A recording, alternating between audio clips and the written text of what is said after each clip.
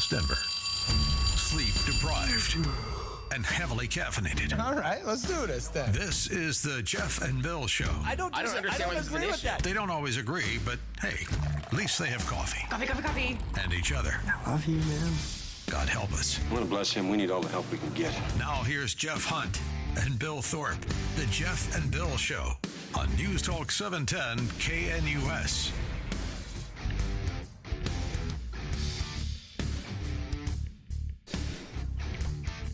It is 6 a.m. in the Mile High City on this Monday, April 28th, 2025. Good morning, Denver, Colorado. Boy, are we in the news this weekend. I'm even looking at Fox. They're showcasing what we're going to be talking about later as well. Over 100 illegal immigrants arrested at a illegal nightclub in Colorado Springs. Bill, have you ever been to an illegal nightclub? Illegal nightclub. Let me think here. I didn't even know those existed. I've been to one that's technically called After Hours. It's not per se illegal, but is it open to the public and everything else? No. But it was an underground nightclub. Yeah, it was something that's done after. I've been to a couple of those, but no, nothing that I would consider to be necessarily illegal. Which, honestly, I'm a little disappointed, personally. I mean, I gotta say that. Of all the things you'd like to be able to say you did, that'd be kind of cool. Help me understand where the line is from hanging out with your buddies in the basement, drinking beer, to now it becomes an illegal nightclub. Is it like 5, 10, 25 people? No, it would have to be based on location and participation. So the idea being that if you have your buddies in the basement and bring a whole bunch of people over, you're cool. That's usually get to overcrowding. You start charging at the door, you start then breaking the rules a little bit because you're running a business outside of your home if you're charging for entry. And that's illegal because you need a business license. Now, here's the next step. When these guys got into trouble, they went and signed a lease, or at least had the approval of the landlord, for a building that is not zoned for this at the point, and brought it in there. This looks like an industrial park. Exactly. So it's not zoned for it. And the other thing is, if you want to run a nightclub and you're going to serve alcohol, you have to have a liquor license. So that's the other thing based on numbers. So that's the issue. So if you just had your buddies over, you're cool. If you had like the entire office over, you're still cool. But you start charging a cover charge at the door, now you start crossing the line of what is and is not a legal establishment. This one, though, is because third party owns the building. They contract it there. It's separate from anybody's ownership, and they don't have the valid licenses needed in order to run at the party. It's primarily liquor license. That's the number one thing that they need at that point. So, wild story coming out of Colorado Springs as over 100 illegal immigrants arrested in the early morning hours on Sunday morning at this underground nightclub. There were guns and drugs and all this stuff. So we're going to actually talk with the DEA a little bit later. If we only had an in. I know, that was kind of cool. Yeah. Yes. And of course, Stephen Tubbs giving us the latest on this. And did you see a friend of the show, Natalie Chuck, doing reporting for Channel 7? I watched her stuff all over 7. Along with their investigative team, which is really, really fantastic. Tony Kovaleski was down there with her, and they did a really nice tag team. They showed up, and they had a lot of good information. So as this thing blossoms, if there's stuff that Stefan can't officially talk to us about, we'll go to our friend Natalie, and she'll help us out. They're all literally, do you see the video where they're all running out? Oh, yeah. That was fun. And again, you've seen the video like 17 or 18 times. You've got the audio from that. But it's great. My favorite is, and everyone will know who it is, it's the guy, and I can say this because he's a little chubby, because I'm a little more chubby than he is, but he's got like khaki shorts on and a blue T-shirt, and he comes out between the vans, and you can see him try to run, and he's like, oh crap. Yeah, he's the kid. He's the kid in the high school party that we've all seen running out first, going, oh, geez, I'm caught. Yeah, I was surprised. They looked like they nailed it down and locked it down pretty easily. So that was that's another level. We all ran away during high school parties. Oh, yeah, absolutely. And it was the idea that, at that time, the police didn't go to the back of the house. But here, they were there. That was nice. And we got some announcements, get some cool stuff. So that was neat to see. That was really cool. And the other part for me that got you, now this is just a side note, Colorado Springs? Did that surprise you at all? Dude, that if you would have guessed, active military guys guarding the party? Now, that one surprised me, but then when I started thinking about it, not as surprised, honestly, only because if you can make some side cash doing something, okay, yeah, that's what that is. That's someone's got a friend that's a friend of a friend of a friend, and hey, you want to make some money under the table, you don't have to pay taxes on. Here you go. That's what that is. That's the idea of, right? Yeah, I'm not saying it's right or anything else, but the thing that got me was Colorado Springs. I mean, that, again, because we talk about the idea that used to be the hub and the epicenter for the evangelical movement inside of Colorado and inside of the world, and not in the world, but inside of North America. The world, yeah. It was that important. And so if you would dial me back 10, 15 years and say, this is what we're going to find in Colorado Springs in 10, 15 years, I'd be like, you're crazy. Denver, sure. Stuff like that. Lodo, absolutely, But, oh, well. Breadman texted in, the threshold for an illegal speakeasy is the hookers. Oh. All right, Breadman, kicking it off this morning. All right, you're listening to the Jeff and Bill Show. We've got a lot to talk about. Rose Pugliese is going to be joining us here in a second. House Minority Leader. She's the top Republican in the Colorado House of Representatives. She'll be joining us as these final weeks in the Colorado legislature wrap up. We've got some pastors in studio in the 7 o'clock hour against House Bill 1312. This is the one that would drag you before a government tribunal if you misgender somebody or dead name them. We'll be talking about where this bill is going. It's going to be heard before the Senate this week. You can get the details on that. Stephen Tubbs, DEA bust down in Colorado Springs, 8 o'clock hour. And then the Shador Sanders prank that took place. This was wild over the weekend. We've got audio on that as well. So, whole lots to talk about, but now it's time for Blake Olson. Blake Olson. Blake Olson, news and comment.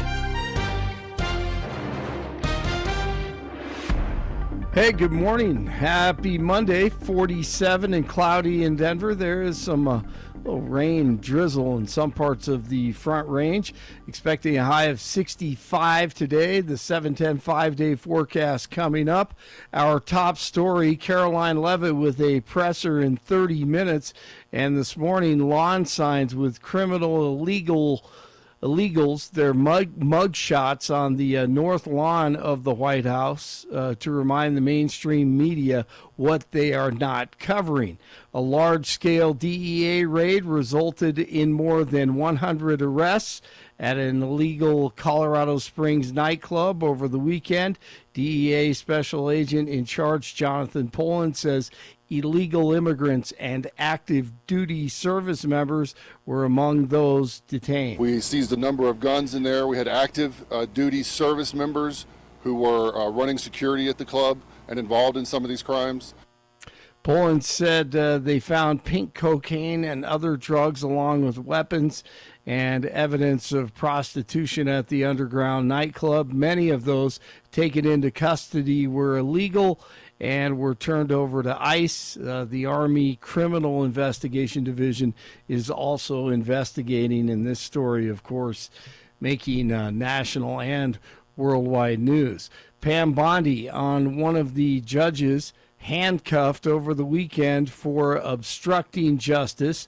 Her name, Judge Hannah Dugan. He had been deported in 2013, came back in our country, commits these crimes, charged with committing these crimes, victims in court. Judge finds out, she goes out in the hallway, screams at the immigration officers. She's furious, visibly shaken, upset, sends them off to talk to the chief judge. She comes back in the courtroom, you're going to believe this, takes the defendant and the defense attorney back in her chambers, takes them out a private exit and tells them to leave, while a state prosecutor and victims of domestic violence are sitting in the courtroom. Corrupt. One man is dead and another man is injured in a parking lot shooting in Denver. Aurora police said it happened Sunday in a shopping mall area. Another nearby shooting left another man suffering from life-threatening injuries. Arrests have been made. One fraudulent poll this morning says the DJT's popularity has dropped almost 100 days into his term. NBC News says, stay tuned poll found 55% of Americans disapprove of how Trump has handled the presidency, while 45% approve.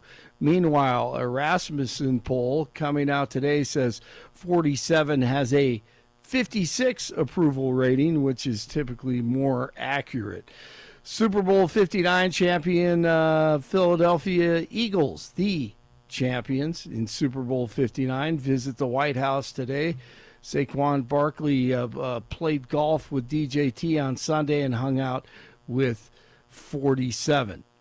The son of a Falcons coach is admitting the prank. Jax Olbrich apologized for prank calling Shadur Sanders during the day 2 of the draft.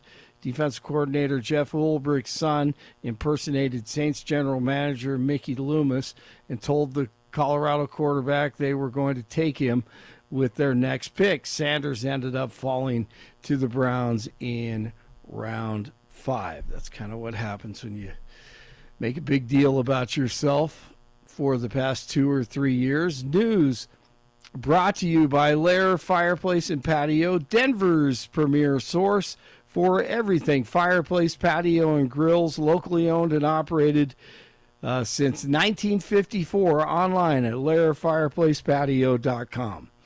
Game 5, Stanley Cup playoffs. Tonight, Avs and the Stars tied at 2 games apiece. They dropped the puck at 7:30. Nuggets play host to the Clippers tomorrow. That series tied at 2. It's 46 in Centennial, 43 in Arvada, 47 in Denver. Jeff and Billy continue. Happy Monday. Blake Olson, News Talk 710 KNUS. Typical weather for late April, partly cloudy to mostly cloudy today, will be cooler. Low to mid-60s, a few widely scattered showers and thunderstorms possible later today through early tonight. Cool, lows mid to upper 30s. Temperatures staying in the 60s, partly cloudy Tuesday, a few isolated afternoon and evening thunderstorms. Warming to the low 70s Wednesday, showers and thunderstorms again late Wednesday night and into Thursday. Weather is sponsored by Colorado's Best Roofing, reminding you to protect your home from the harsh Colorado weather and schedule your free no-obligation roof inspection today at roofingcolorado.com. That's roofingcolorado.com. Meteorologist on day in the 710 KNUS Weather Center.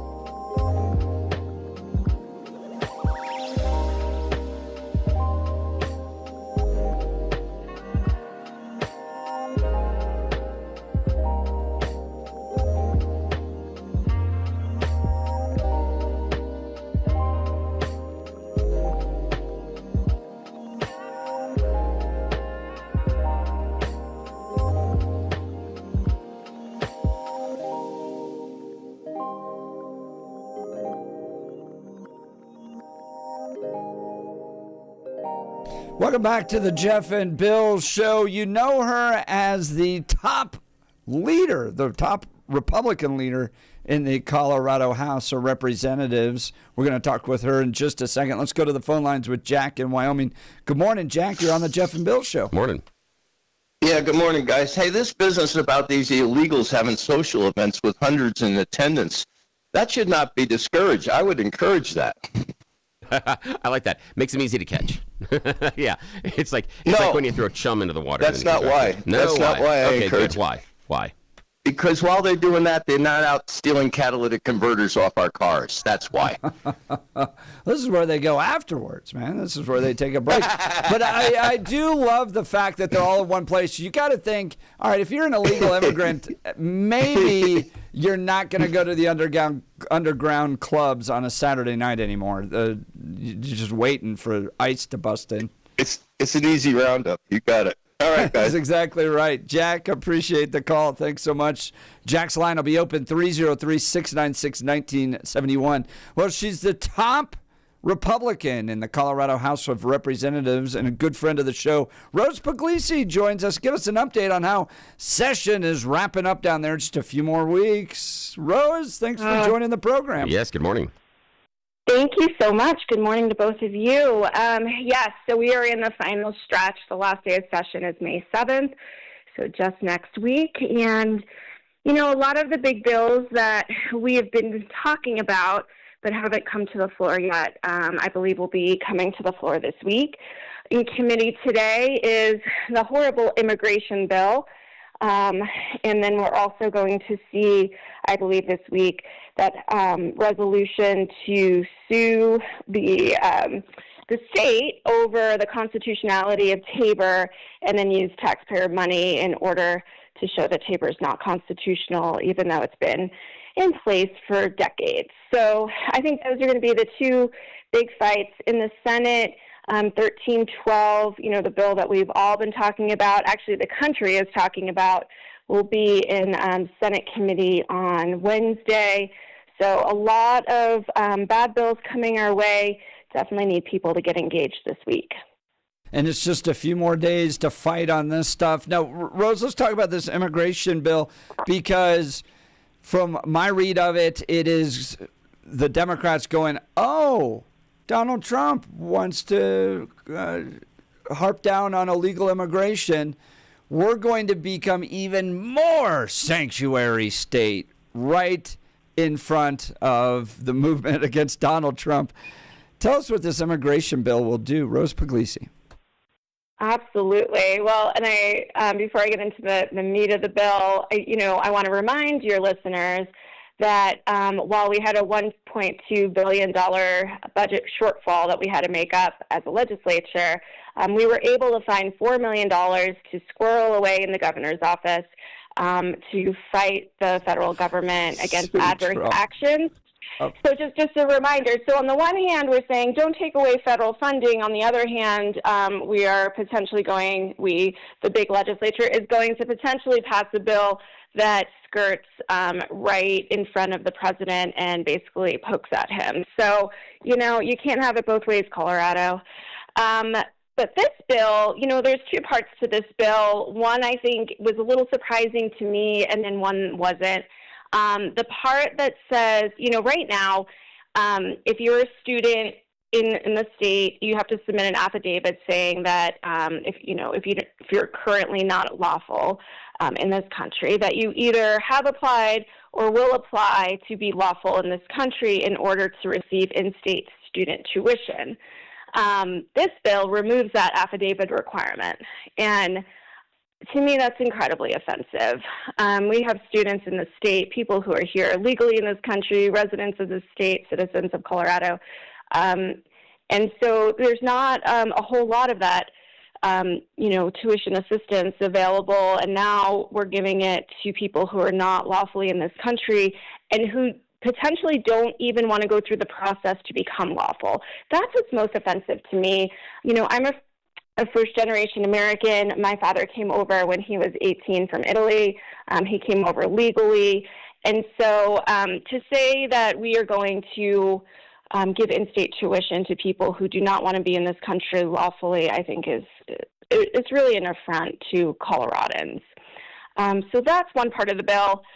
The second part, basically, there's a few different parts, but basically the part that I think doesn't surprise anybody is continuing, and we have seen this movement throughout the years, even before President Trump was in office, and we continue to see it, where the state is trying to restrict our local law enforcement from being able to work with ICE, and this is around criminals. I support, legal paths to citizenship. I hope that Congress can work through that. In the meantime, though, people who are not here legally in our country, who hurt our children and families, who commit crimes in our country, should not receive special protections to remain in this country. And so, I don't know why this is an issue that Democrats can't agree with either, right? Why would we want criminals in our state that are hurting our children and families? I just don't understand. That's Rose Pugliese. She's the top Republican in the House of Representatives here in Colorado, detailing out the last few days of the legislative session, one of these big ones being this immigration bill. Now, I mean, they took away the requirement that you have to wait for a driver's license if you're an illegal immigrant, and now they want to take away the idea that you would have to indicate you wanted to become a citizen in order to get tuition to go to college. And then I saw, too, in the funding for abortion bill, the idea that taxpayers were going to pay for folks' abortions, that there were no requirements that you were a resident of the state of Colorado in order to get that funding either. It just seems like in the midst of a budget crisis in this Colorado, we're willing to pay for everybody's stuff. Absolutely. You know, I have said and will continue to say, and this mantra is being repeated, which I appreciate, Colorado does not have a revenue problem. It has a prioritization problem. And what we're not prioritizing are Coloradans who are lawfully in this country, who are working so hard to make ends meet, who are suffering under affordability issues here in Colorado because the legislature continues to push legislation that makes Colorado unaffordable. And then we're going to use taxpayer money to fund things that, you know, don't coincide with our values. And I think we need to start prioritizing Coloradans. That is Rose Pugliese joining Jeff and Bill live. Rose is the House Minority Leader. We were talking about the end of the session that is coming up, ending May 7th. Now, I want to play devil's advocate just for a minute, Rose. The Democrats on the other side, when they talk about the in-state tuition for illegals, they're going to say basically that we want immigrants, legal or illegal, to assimilate as quickly as possible. That's always the argument. They don't learn the language. They don't know our customs. They don't become part of the American fabric. Again, legal or illegal.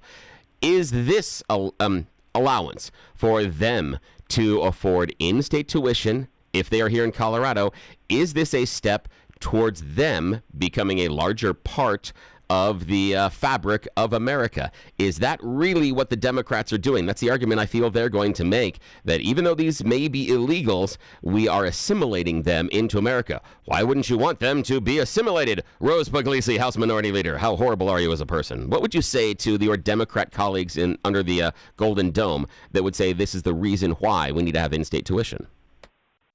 You know, it's interesting. You know, like I said, my family came over. My father came over when he was 18. My mother was born right after my grandparents came over on the boat from Italy. And they assimilated quite fine without relying on taxpayer money. Actually, they worked really hard to become independent, you know, making sure that they were contributing members to society and not relying on government assistance. At that time, you couldn't rely on government assistance. And so I think that we need to continue down that path. Again, Coloradans just can't afford this, right? The taxpayers, all of this is being put on the backs of taxpayers. And so, and don't forget that there are millions of dollars going to nonprofits for, quote, welcome centers to help people who are here unlawfully assimilate into our communities. So there's already a stream of funding. We have people who are not here lawfully also receiving health benefits, not, you know, for basically for free, that we don't, as Coloradans, we're not able to get. So I think the assimilation argument is a difficult one to make, considering how much Colorado is investing in people who are not here lawfully in our country. Oh, Rose Pugliese, I think you did a wonderful job with that one, House Minority Leader. Now, what do you say about illegals and crime? What I'm trying to do is I'm trying to bend a little bit of an analogy or connecting two things right now. We're dealing with the massive arrests of a bunch of illegals in Colorado Springs at an underground nightclub. Shouldn't those people have just been in college classes? You know, if we gave them college classes, would they not be gang members? Would they not have the pull of the, you know, of the underbelly of Colorado society? Would we not have as many people showing up at those illegal gang-affiliated nightclubs if we just would let them just go to school? Where's your heart, Rose Pugliese? Of course, I'm being facetious, but what do you say to that argument? Absolutely. Now, just to go back to the in-state tuition for a second. All the affidavit says is that you will apply, you're either here lawfully or applied to become lawful, or will apply as soon as practical, right? So this isn't saying that there isn't a path and that you're not going to be on this path. This is just saying I'm not even going to try to be here lawfully. And I think that's where the offense is in that. I think that there are definitely people in our country who are here to hurt our children and our families.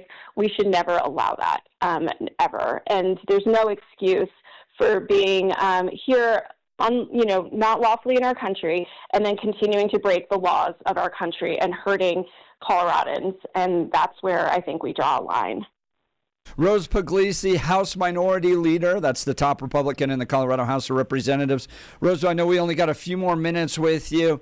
Are we expecting to see Democrats curb some of the rules the last few days here to try to get as much passed as they possibly can, reduce debate? Talk to us about the procedural shortcuts that Democrats are going to take down there. Absolutely. So generally, and it used to be when I started, which wasn't that long ago in the legislature, it was the last 3 days of session, the rules were suspended so that bills could go through the process quickly. I want to say it was last year the Democrats proposed, passed, because they had the majority and we were in the super minority. They were able to pass a last 10 days of session because 3 days wasn't enough to push through legislation. We needed more time. And so now we are within that last 10 days of session where the rules are suspended. You can do substantive amendments on House bills on third reading, but it also just pushes the process forward quicker, right?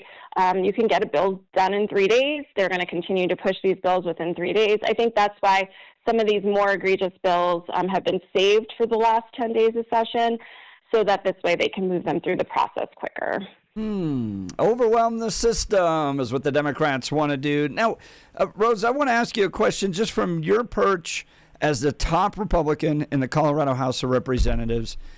Look, Democrats, they don't face really any consequences for their actions. They show up to work drunk. They play video games while they're at work. We saw a video of some cutting up petitions and turning them into snowflakes and just kind of dismissing the will of the people.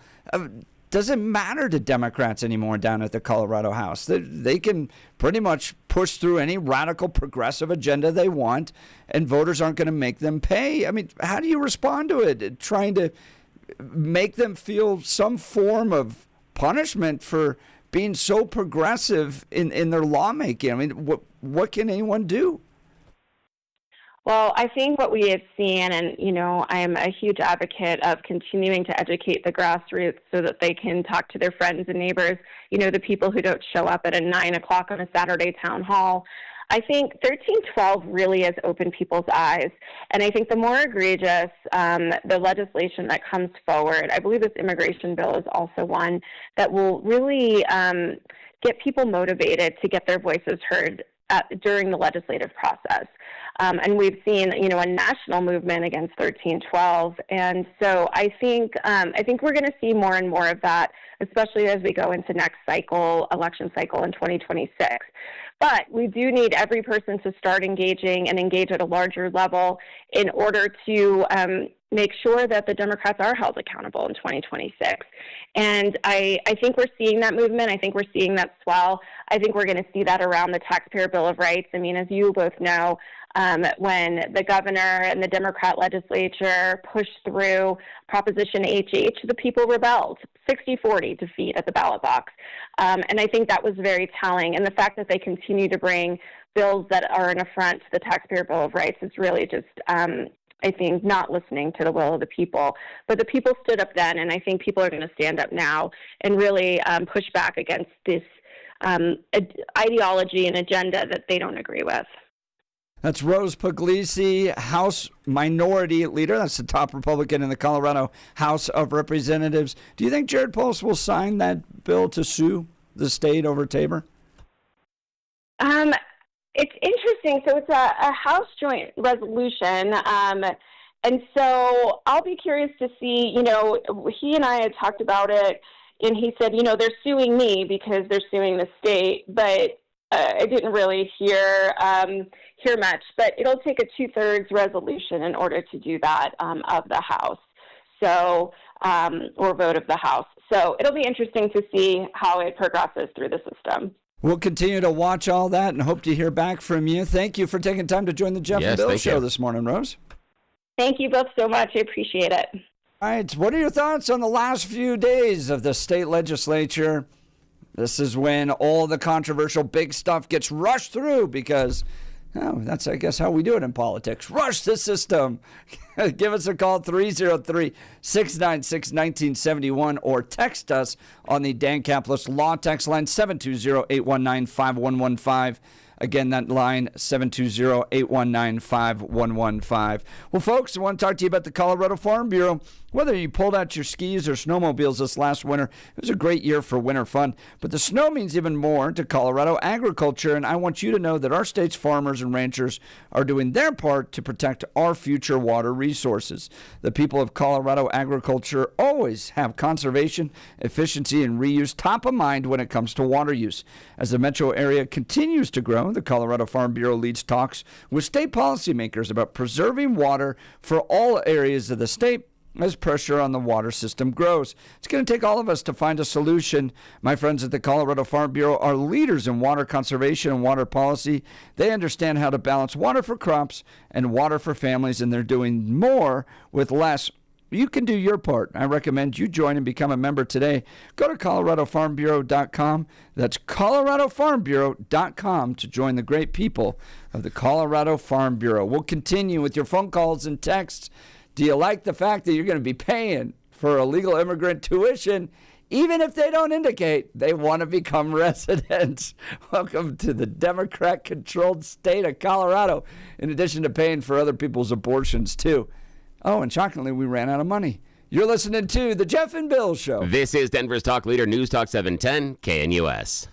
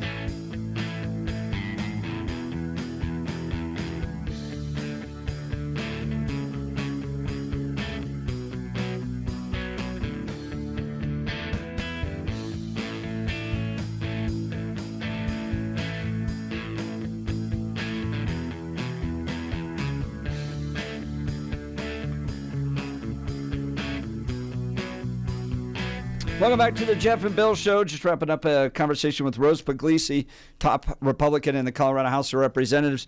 Bill, I'm getting text messages from lawmakers because this is like finals week. Now, session is going to wrap up May 7th, so it's a week from this Wednesday. And this is where they are working almost with no sleep at this point. And the most egregious, progressive, debatable bills are still out there, so they're going to be debated. So it just pushes this whole thing into a realm of insanity. Yeah. There's a thing where the more outrageous it is in most cases, the less attention it gets because they're trying to sneak it through. Yes. They want the pressure of having no time and no available time for debate, and most importantly, no time for anybody to talk about it on the Jeff and Bill Show. That's really what they're hoping for. That's exactly right. They're looking for the cover of darkness and the fact that we don't have enough media cycles to pay attention to it. And a lot of this is driven by special interest groups, primarily groups like the ACLU, who want to achieve their policy ends, not the constituents. I guarantee you, you're not getting a lot of lawmakers that are hearing from their own constituents. You know, I need the power of government to go after people that dead name me. Yeah. The other part is, even if you disagree with the trans community, I don't think the trans community is going to the lawmakers going, you know what we really need? Drag my neighbor before a government tribunal for misgendering me. And the other part is, and I know people in the transgender community, and I can't think of one of them that looks at the idea that I need to be able to take a business in front of some sort of governmental agency if they just dead name me or misgender me. Now, to a T, they say that if the business is aware of who I am and my identity and the fact that I'm trans and continues to treat me that way, now I've got an issue. Yeah. But the idea of just walking in as a customer or even a new customer that's been there a couple of times and it's a mistake, not a big deal. They say, they deal with that on a daily basis. And it's one of the biggest hiccups and hurdles they have inside of the regular society.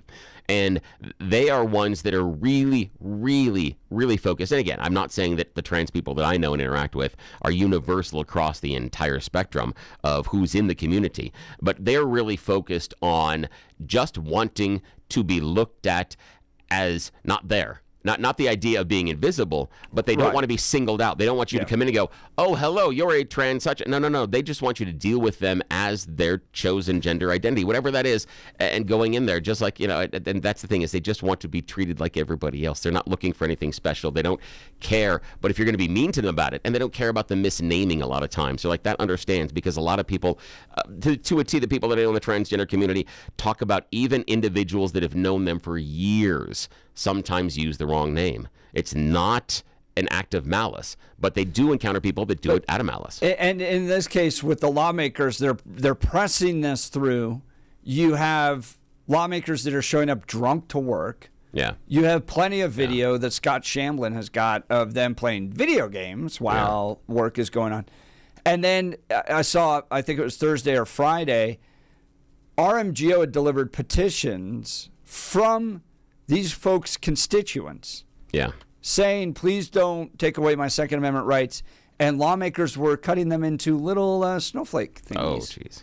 So, although visually, got to give them props for that. I mean, I'm not taking an opinion on whether or not you agree or disagree with it, but when someone's saying, please don't do this, and you cut them into paper snowflakes, regardless of the okay, I will appreciate that level of trolling. I can appreciate that. To me, it's like these guys don't pay any. We're at a place where we're so Democrat dominated that it just doesn't matter to them anymore. They can literally show up drunk and play video games and dismiss their constituents, and they'll still get elected. There's no electoral consequences. What? Yeah. Like, what jobs in the world allow you to do that? Oh, yeah, Where exactly. Bill and I just decided we're not going to prepare for today's show. Oh, I know. Took a few shots and then just sat around and played Minecraft. Imagine if during some of the John in the video room's like, yes! Like, that's the show I watched. I appreciate that, John. We High all five. need to be lawmakers right now. Yeah, that's fantastic. Yeah, imagine if we were having the show here and they saw that we were watching cat videos or involved in something everything else, and that would be very difficult, for both the guests and the audience because we're not paying attention. But more importantly, imagine you're going to the doctor. And the doctor's like, you're talking to him about the symptoms, and he's like, hang on, I'm working on my Wordle here. I can't even, I gotta get a little word. And yeah, it's that idea of not putting your job as the number one best and most highest priority. And these are public servants. Yeah. Like, you're literally paid taxpayer dollars. Yeah, what it is it's, okay, now, a lot of us, Jeff, you're old enough as well. A lot of us will know that idea of being at the office and cube surfing. And you can see just above the top of the cube, and you can see who's playing Minesweeper and who's doing Solitaire. And you can see who was doing that. In fact, there was a job I had in a previous incarnation where I had to pull a kid aside and say, dude, you got to hide the fact that you're playing games and goofing off during this a little bit better, because all of us can see it. And if I can see it, the people in charge can see it. And if you don't cover this up, you're going to get fired. This is not good. And they're going to start coming down on us for the fact that we goof off sometimes. And he didn't listen. He got fired. But that's okay. But we all know those people. We've all walked by and seen them goofing off during the day. Now imagine that coworker that you have. Imagine if it's instead your lawmaker that is there playing Solitaire or doing Wordle, or more interested in that than what is going on as far as the debate, the actual job they are there to do. Shows you how serious they take that job. Some of them, not all of them. We got Rose Pugliese who takes it seriously, and we got a lot of others. But I mean, when you get into that single party rule, there's no consequences. That's the issue. That's the issue, man. No consequences. Yep. It's the idea that if you're the only burger place within a 5-mile radius, your burgers can suck. It doesn't matter. It does not matter how bad your burgers and service can suck, because what are you going to do about it?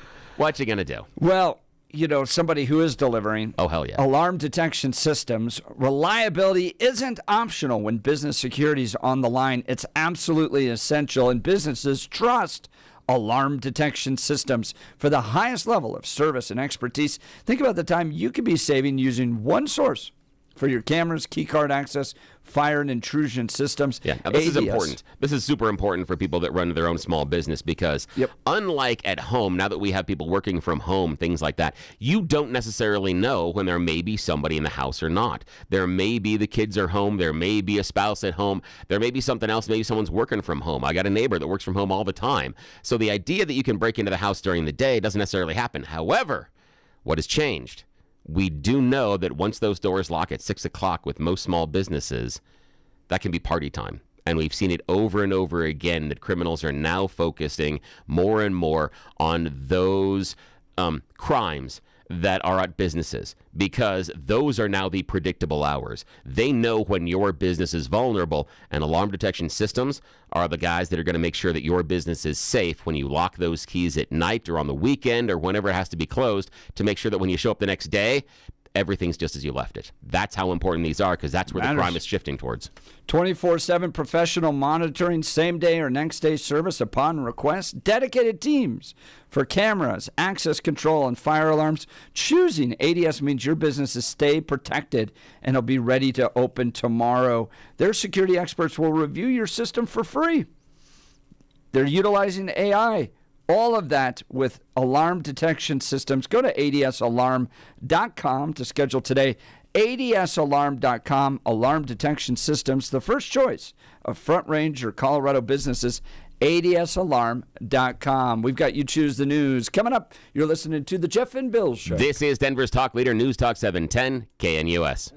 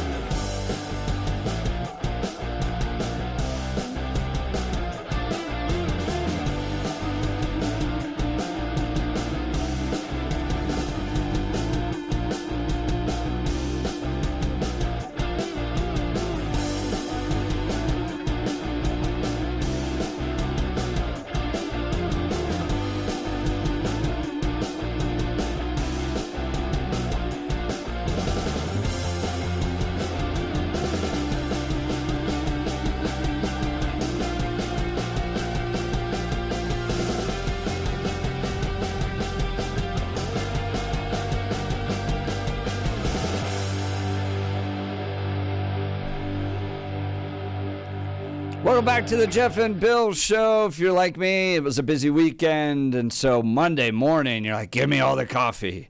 Well, to help you wake up a little bit this morning, it's that time where we do You Choose the News. Yes, it's that time of the morning we put on our You Choose the News boots. Yeah, D-Light reference there. Bootsy Collins. Alrighty, here we go. It is time for America's favorite fake radio news game show, You Choose the News. I've scoured the interwebs for moments this morning to find really, really dumb stories about us humans and given them even more ridiculous headlines so that we can play this fake radio news game show. Why would we do something this dumb and irresponsible and silly? Because nobody in charge has any idea we are.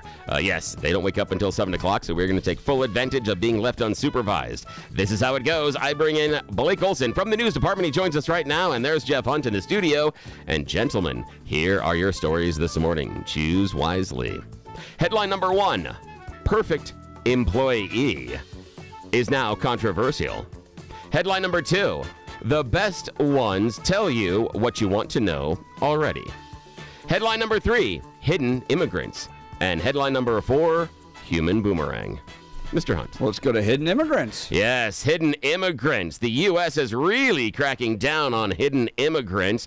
The U.S. Agricultural Secretary, Brooke Rollins, is giving a warning to Mexico. No more of your hidden immigrants, especially in your beef imports. Yes, this weekend, the Agricultural Secretary said they'll cut off beef imports from Mexico if the country doesn't step up the spread of a flesh-eating parasite that is running rampant in Mexico, the New World screwworm. Make your own joke there. It's a fly larva that can destroy livestock populations. It's threatened to. U.S. is threatened to block the Mexican importation of live cattle, bison, and horses if Mexico doesn't meet the U.S. demands to find these hidden immigrants. Currently, to combat the parasites, U.S. uses aircraft to fly over farms and release sterilized insects. The sterilized flies breed with wild screwworms and immediately eradicating the species. 2 words: screwworms. They say they can cost farmers millions annually. So, yeah, they're ugly little things. But, again, you can use that in your own colloquialisms. I just see that absolutely coming from a farmer. Yes, exactly. Screwworms! Yes, screwworms! Yes, exactly. And, again, you can always use that in the office. Try to slide that into your conversation today, and hopefully you don't get to talk to HR. Alrighty. Now, Blake Olson, your choice, sir.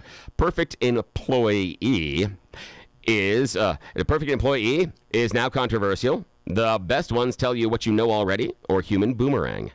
The best ones tell you what you know already. Yes, the best ones tell you what you know already. Literary fans will recognize that from George Orwell's 1984. He's talking about books. And in Texas, they might be coming after the books soon. A new bill in the Texas state legislature would allow businesses to be held liable if a minor reports damages from a book deemed to be obscene.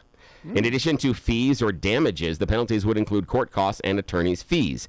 Remember when they talked about the idea that we're only concerned about what those kiddos can check out in the school libraries, the public libraries? Yes. Well, this House bill would make any bookseller responsible for what they place onto their bookshelves. I love it. Yeah, the question is, how do you define what is obscene?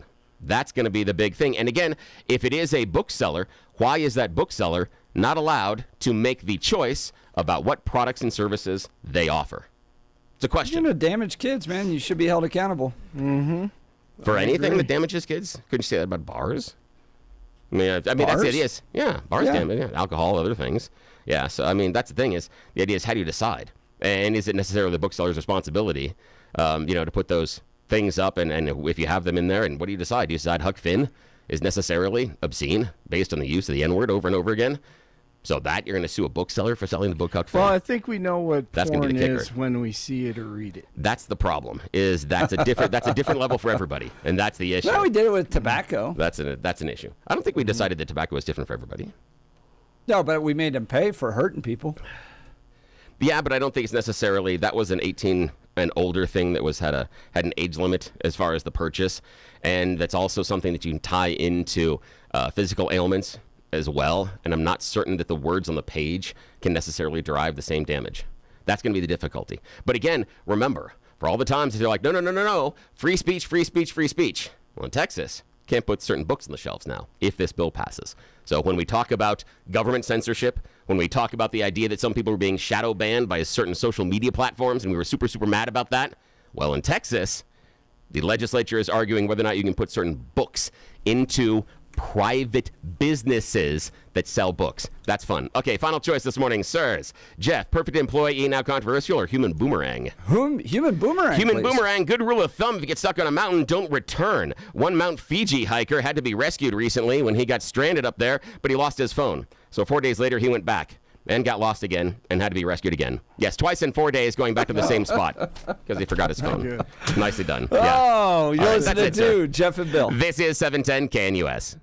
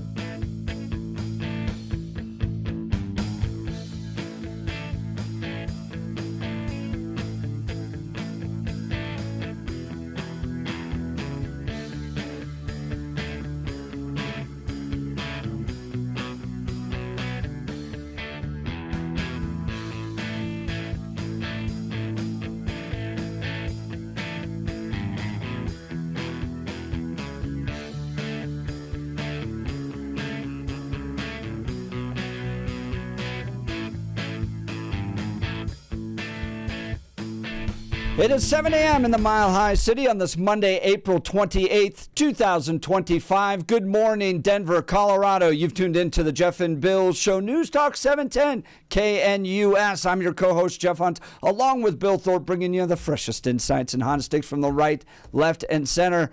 We got a group of pastors in studio, Bill. We're having an intervention. You've been naughty, but we're going to get to that in just a second. I felt it was bad that they were trying to remove the curse when they were going into the studio. That's they not walked good. in with crosses and holy exactly. water. Like, get away from me. Get behind me, Satan. I don't think that's normally the greeting I get from most people, but I deserve it here.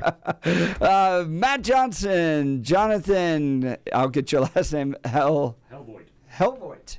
Jonathon Helvoigt, New Covenant Church, and then Sean Bateman, all live in studio. These are some of the pastors that have been fighting House Bill 1312, this crazy transgender bill that would bring you before a government tribunal if you misgendered somebody.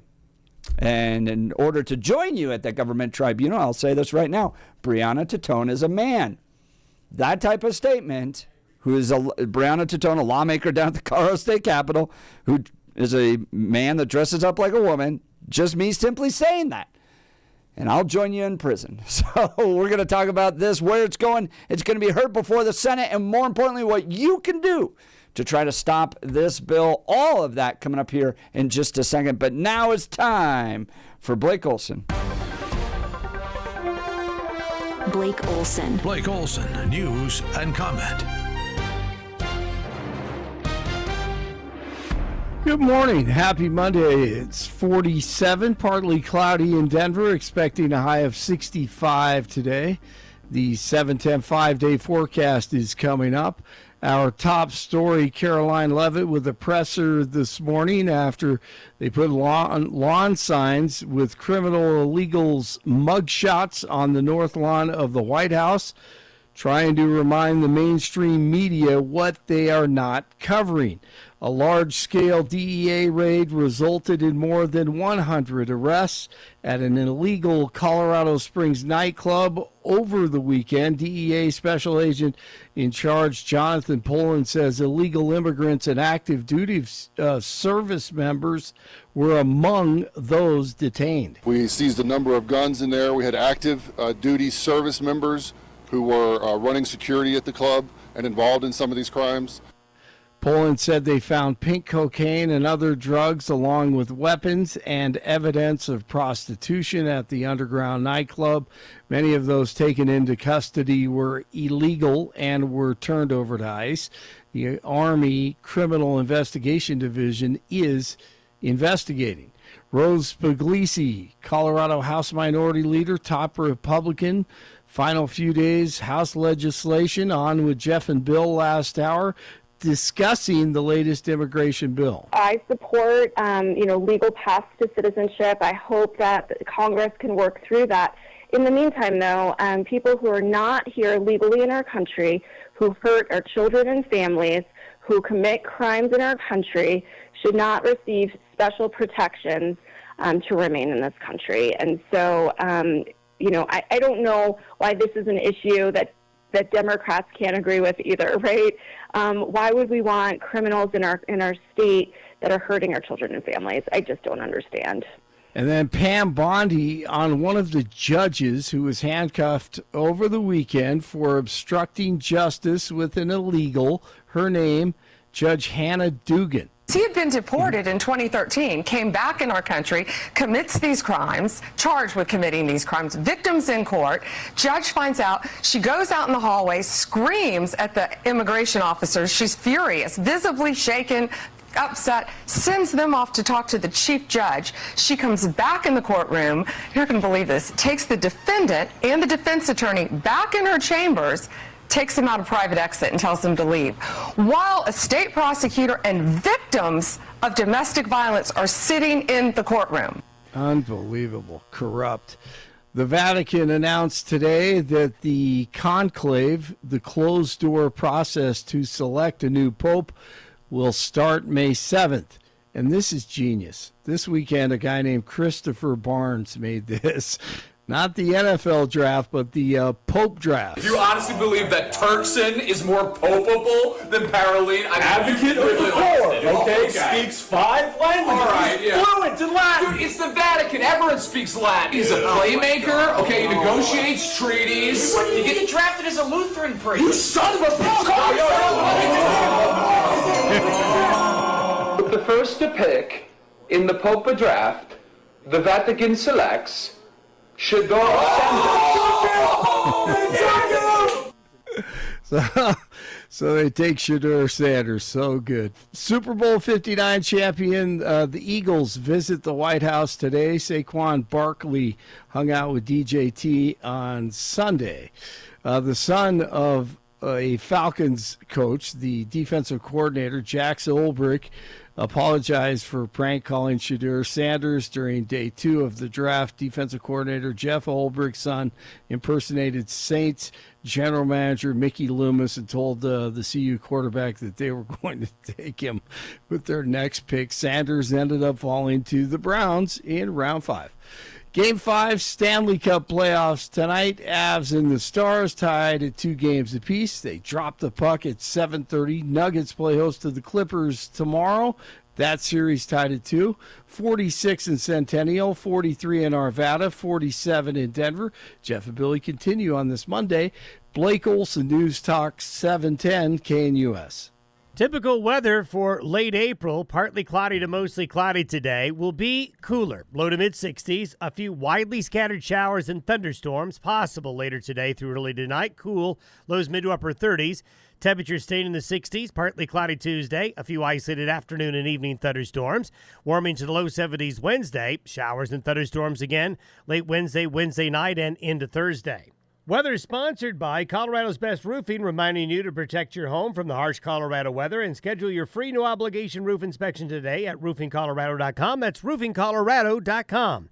Meteorologist Don Day in the 710 KNUS Weather Center.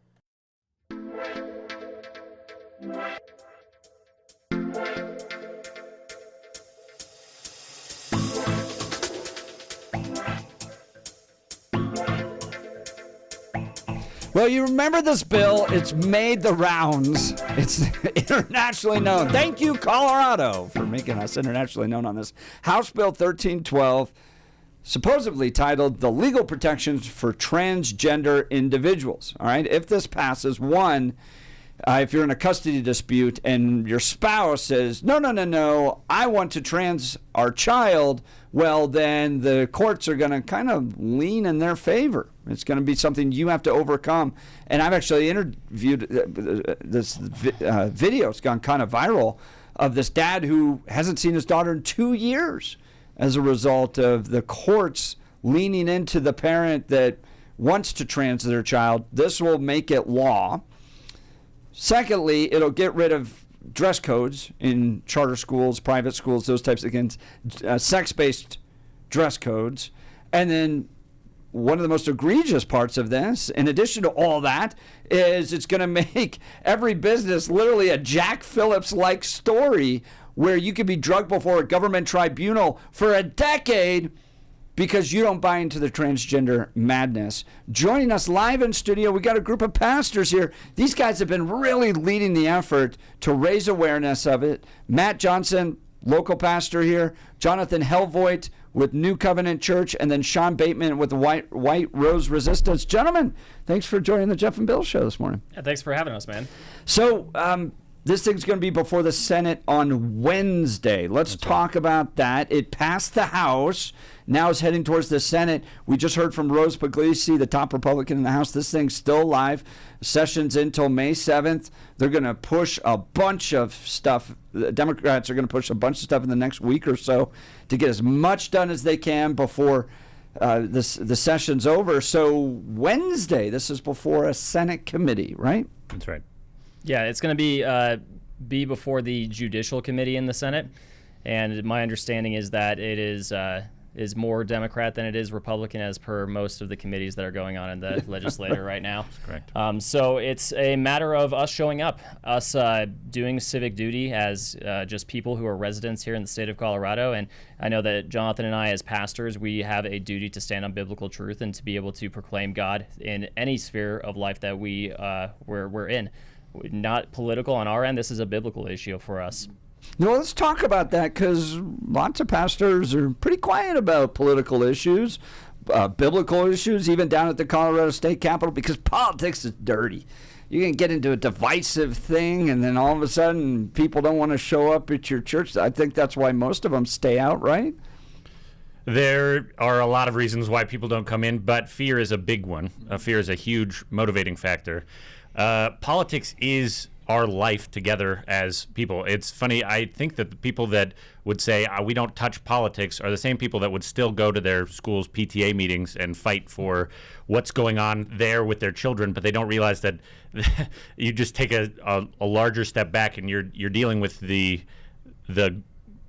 functioning of human beings as a society, and God is not limited to just what goes on in your home. God's not limited to just what goes on in your church, but he's everywhere, and he calls us to faithfulness wherever we're at, and that includes laws.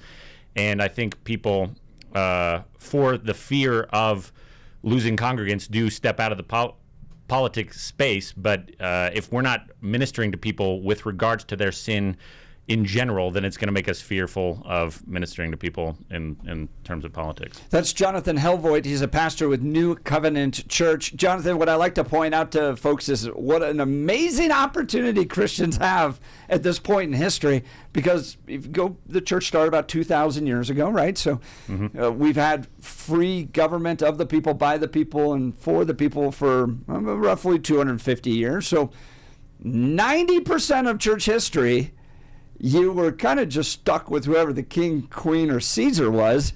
Right. You didn't get to have much of a choice to debate this stuff.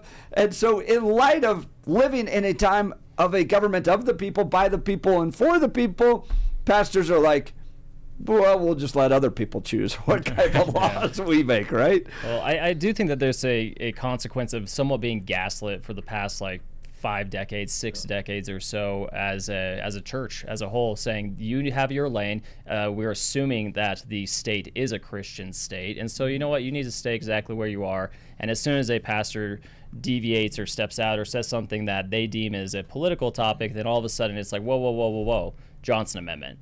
Which the Johnson Amendment doesn't apply to this at all. It's a partisan bill, and honestly, there's enough legal precedent on this that churches use that as kind of a lazy excuse, in my opinion, to just say, you know what, I just can't get involved. And it's not just that too. There's a lot of different things that happen within the I guess the politics of the church itself about why some churches will or will not engage. And so honestly, I don't have any ill feelings towards any church that's not engaging. I understand exactly what happens behind the scenes and how it can be a really sticky situation, especially when you have a plurality of an elder board with multiple different problems that can happen there. And it's a matter of navigating where you are as a pastor, what your congregation is, and what your elder board is. And so it's a blessing to be able to be in the position that we're in, that we're able to be dynamic enough in an environment like this. And I understand that there's a lot of churches that just aren't in that, even if they want to be.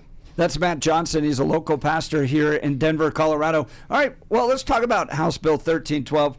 Are you opposed to it just because you hate trans people? No, certainly not. People who are trans or going through gender dysphoria need the love of Christ just like anybody else. And that's our message from top to bottom, is that any sin, no matter what it is, needs to be repented of. And people who are going through something that is diagnosed in the DSM-5 as a mental illness need to be loved on. They need to be met with the gospel, and it's honestly the job of the church to help shepherd those people. And it's definitely not out of hate. This is actually out of pure love for neighbor, more so than anything else. But what are the problems with this bill? Why are you guys opposed to it, organizing against it, showing up, taking time to go down to the state capitol? Where to begin on this bill? First, in no particular order, fathers have been given responsibility to shepherd their children, to raise them up in the discipline and instruction of the Lord. If you have a child who is going through some sort of confusion, as all children do, you have a responsibility to raise them Christianly as a Christian father. So if you're a father and you're ministering to your child, you have a responsibility to do so Christianly. And as it turns out, this bill forbids Christian parents from ministering their children Christianly. Christian ethics with regards to male and female is not a new dynamic. This is baked in all the way. Genesis 1 is where this is. You open the Bible and it's not confusing what God thinks about sexuality, what he thinks about gender. It's not complicated, and it's not been really argued against within the Christian body until very recently. And so if you want to raise your children Christianly, the state says, we're going to give you one way to minister to your child. So if your child is molested in some sort of way, if your child is force-fed stuff through various means that they've had access to with regards to gender ideology, then you have one way of dealing with that, and that is through affirming delusions of children. And that is that's remarkably dangerous for the child. It's counter religious freedom, particularly for Christianity. Jesus Christ is the King of the United States, and he requires obedience to his word, and that's out of love. God is love, and He gives us loving commandments, and we as Christians need to live our Christian life with regards to our children. And the state is saying, no, you have to do it this way, and then that leads to another problem, which is that there's a subversion of the family structure. Because what starts to happen then is that you have the state at the top, and then underneath the state is the child. And then underneath the child is the parent. So if you, just as an example, you have like a franchise or something, you've got the owner, and then you've got the manager, and then you've got the employee. And the owner in this case is the state. The manager is the child, and then underneath that is the parent. So the child says, I want to be referred to this way. And then the state says, follow your manager, parents, right? You have to obey your child. And then if you don't obey the child, we're going to fire you. We're going to take your child away. And the amount of damage that will do to a society of dismantling the family altogether will be bad for the child, bad for the parents, bad for the society. This all falls apart. We're talking with a group of pastors that are working against House Bill 1312. This bill, titled Legal Protections for Transgender Individuals, has a lot of downstream consequences as it relates to religious freedom, parental rights, and even compelled speech. Are you concerned what this may require of you as pastors to be able to say from the pulpit? I mean, would you be able to say, like I said, Brianna Titone is a man? So I think that there's obviously a potential for there to be some downstream consequences in terms of how we are publicly speaking to the issues and publicly proclaiming the Word of God. I know that for our church, that we are going to stand on the Word of God and the truth of the Word of what the Word says, and we're not going to compromise regardless of what the law says, because the law of God is a higher law than the law of the land. That's right. And so we would deal with the consequences if they came that direction, because we will not compromise the truth. And I think that I'm not just the only one to say that. There's a lot of pastors out there that are not going to compromise the truth, and we're going to kind of stand like Luther and say, come what may. So yeah, is there potential consequences? Sure. We live in kind of a hostile environment. I think last time I was on the show, I talked about the concept of neutral, positive, and negative world for Christianity, how at one point or another in society, it was a social positive to be a Christian. It was looked up upon. It was like, this is great. Then it became a plurality and neutral, like you're one of, a plurality of different types of belief systems, and glad you're here, but everything's kind of equal. And now we're kind of into a world right now where it's a social negative to be a Christian. In fact, you're considered a bigot for it. You're considered, all these, buzzwords that the left tends to use towards anybody they want to suppress their speech on, and that's directed specifically at Christians. And so I think that the more and more that pastors and churches start to realize what time it is, and the more we start to realize that we live in negative world, that we're not in neutral or positive world anymore, the more I think that you're going to start to see churches kind of have a backbone, have a spine, and be able to stand up in the way that we need to. And I firmly believe that the church will stand up. You have to keep in mind that the church thrives when there's hard times. The church grows when there's hard times, because that's an environment that the gospel uniquely flourishes in. And I want to remind people too, I think that we talk about revival quite a bit in the church. Like, what does revival look like? And sometimes we think that it's a lot like a big giant worship service that happens right across the entire United States, and everyone's like, yes, we'll do an altar call. That's all. And I'm not against any of that. But I would tell you this, is that revival happens when you start to see biblical truth stood up against in the face of culture. When you start to see abortion clinics shut down, when you start to see all of these things that are aligning with biblical truth and biblical law, when you start to see that promoted and championed, that is revival. And so I want to encourage any Christian listening right now that be encouraged, Christian, because what we're seeing potentially right now is revival if we actually truly take up what the Lord tells us to do and have courage. Well, I want to ask you about that, because I go to and cover political rallies. I've been going to political rallies since I moved back in 2012 here. Mitt Romney, 13,000 at Red Rocks. Filled it up. That's pretty good. Barack Obama back in 2008 was about 80,000 at Mile High. Went to the Bernie rally downtown Denver, and people kind of dismissed, well, there's a bunch of paid people. Oh, okay, well, 30,000 people showed up for a Bernie Sanders AOC rally in Denver, Colorado. Look, I don't think Democrats are concerned they're going to pay an electoral price for this. I think they look at the people here of Colorado, and you minister to these folks in Colorado, and they go, they're progressive. They're bigly progressive, right? And they're turning out, and we can pass this bill, and Jared Polis will sign it. I'm not going to pay an electoral price. Yeah, this thing will probably be turned around at the U.S. Supreme Court, but we did that with Jack Phillips twice. Took him a decade. Right. I'm going to be out of office before this thing finally turns around. I mean, I think the elected leaders of Colorado are looking at this going, well, the base seems to be Bernie bros. So we're going to pass this stuff, and there's nothing you can do about it. Yeah, so the Psalms talk a lot about how the fool says there is no God and there will be no consequences for what's going on. And we even see in Ecclesiastes, Solomon bemoans the fact that he sees the wicked rejoicing and that there's no consequences. And so people can go and chop the breasts off of teenagers and there's no consequences. And they can kill their children in infanticide in droves and there's nothing that's going to happen. And they can sit in their lofty seats and look out and think, like, I'm secure here. And there are times where the Lord, I think, in his judgment, delivers a people over to their sin where they face the consequences. Because what's the result of this? Well, the result of this is that progressives don't have children. Like the progressives are killing their own, and they're turning on one another. Even there's division within their own body that oftentimes they don't see. Right? We see this in this argument. There's been the gays against groomers coming out because the LGs and the Bs and the Ts aren't even on the same team, and they call themselves a community, but there's a fracture in there.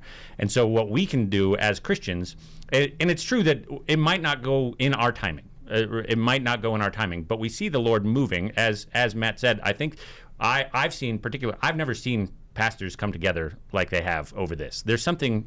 I'm not a guy who's always saying, "Oh, there's something new happening here," but there is something new here that I haven't seen before, and I'm going to see what the Lord does with it, and I'm excited to see what He is already doing with it. But what we can know is that we're standing on something foundational, and the progressives are standing on something shifting sands. And when the rains come, the house built on the sand is going to fall over. So you've got this fractured group that's standing, that's committing infanticide against their own children, that's fractured against themselves, and that's standing on the new ideas. I mean, the idea that we're talking right now about a law that's going to say that if a parent doesn't agree with their child about their own gender identity would be an insane thing to talk about 30 years ago. 30 years ago. That's nothing.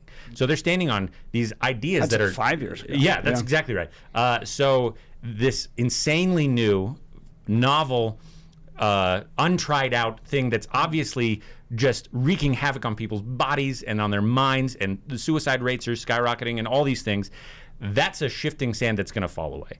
And so when it will fall, and we don't know when it will fall, but it will fall. And with this bill, one of the dangers of this bill is that it makes Colorado like a sanctuary city for the fall. It makes Colorado a place where everybody will come and fall together, which is really, really sad. And this is why we're fighting against this, is because we want, like Matt said, we want good for these people.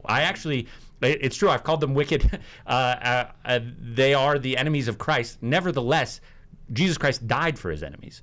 Jesus Christ is the only king who died for the sake of his enemies. And so we actually don't rejoice in the death of the wicked. We don't rejoice that there's a fall coming for the wicked. Nevertheless, we can stand confident that what is righteous will remain and what is wicked will fall away. And what you should do in this case is repent and turn from your wickedness, look to Jesus Christ, be saved, and then know that you're standing on solid ground, because, like you said, this has been around as Jesus Christ came 2,000 years ago, and we're just reading the same book that Christians have been reading. When we talk about what what's true about gender and sex and all this kind of stuff. We're not making this up like the progressives are. We're not just deciding.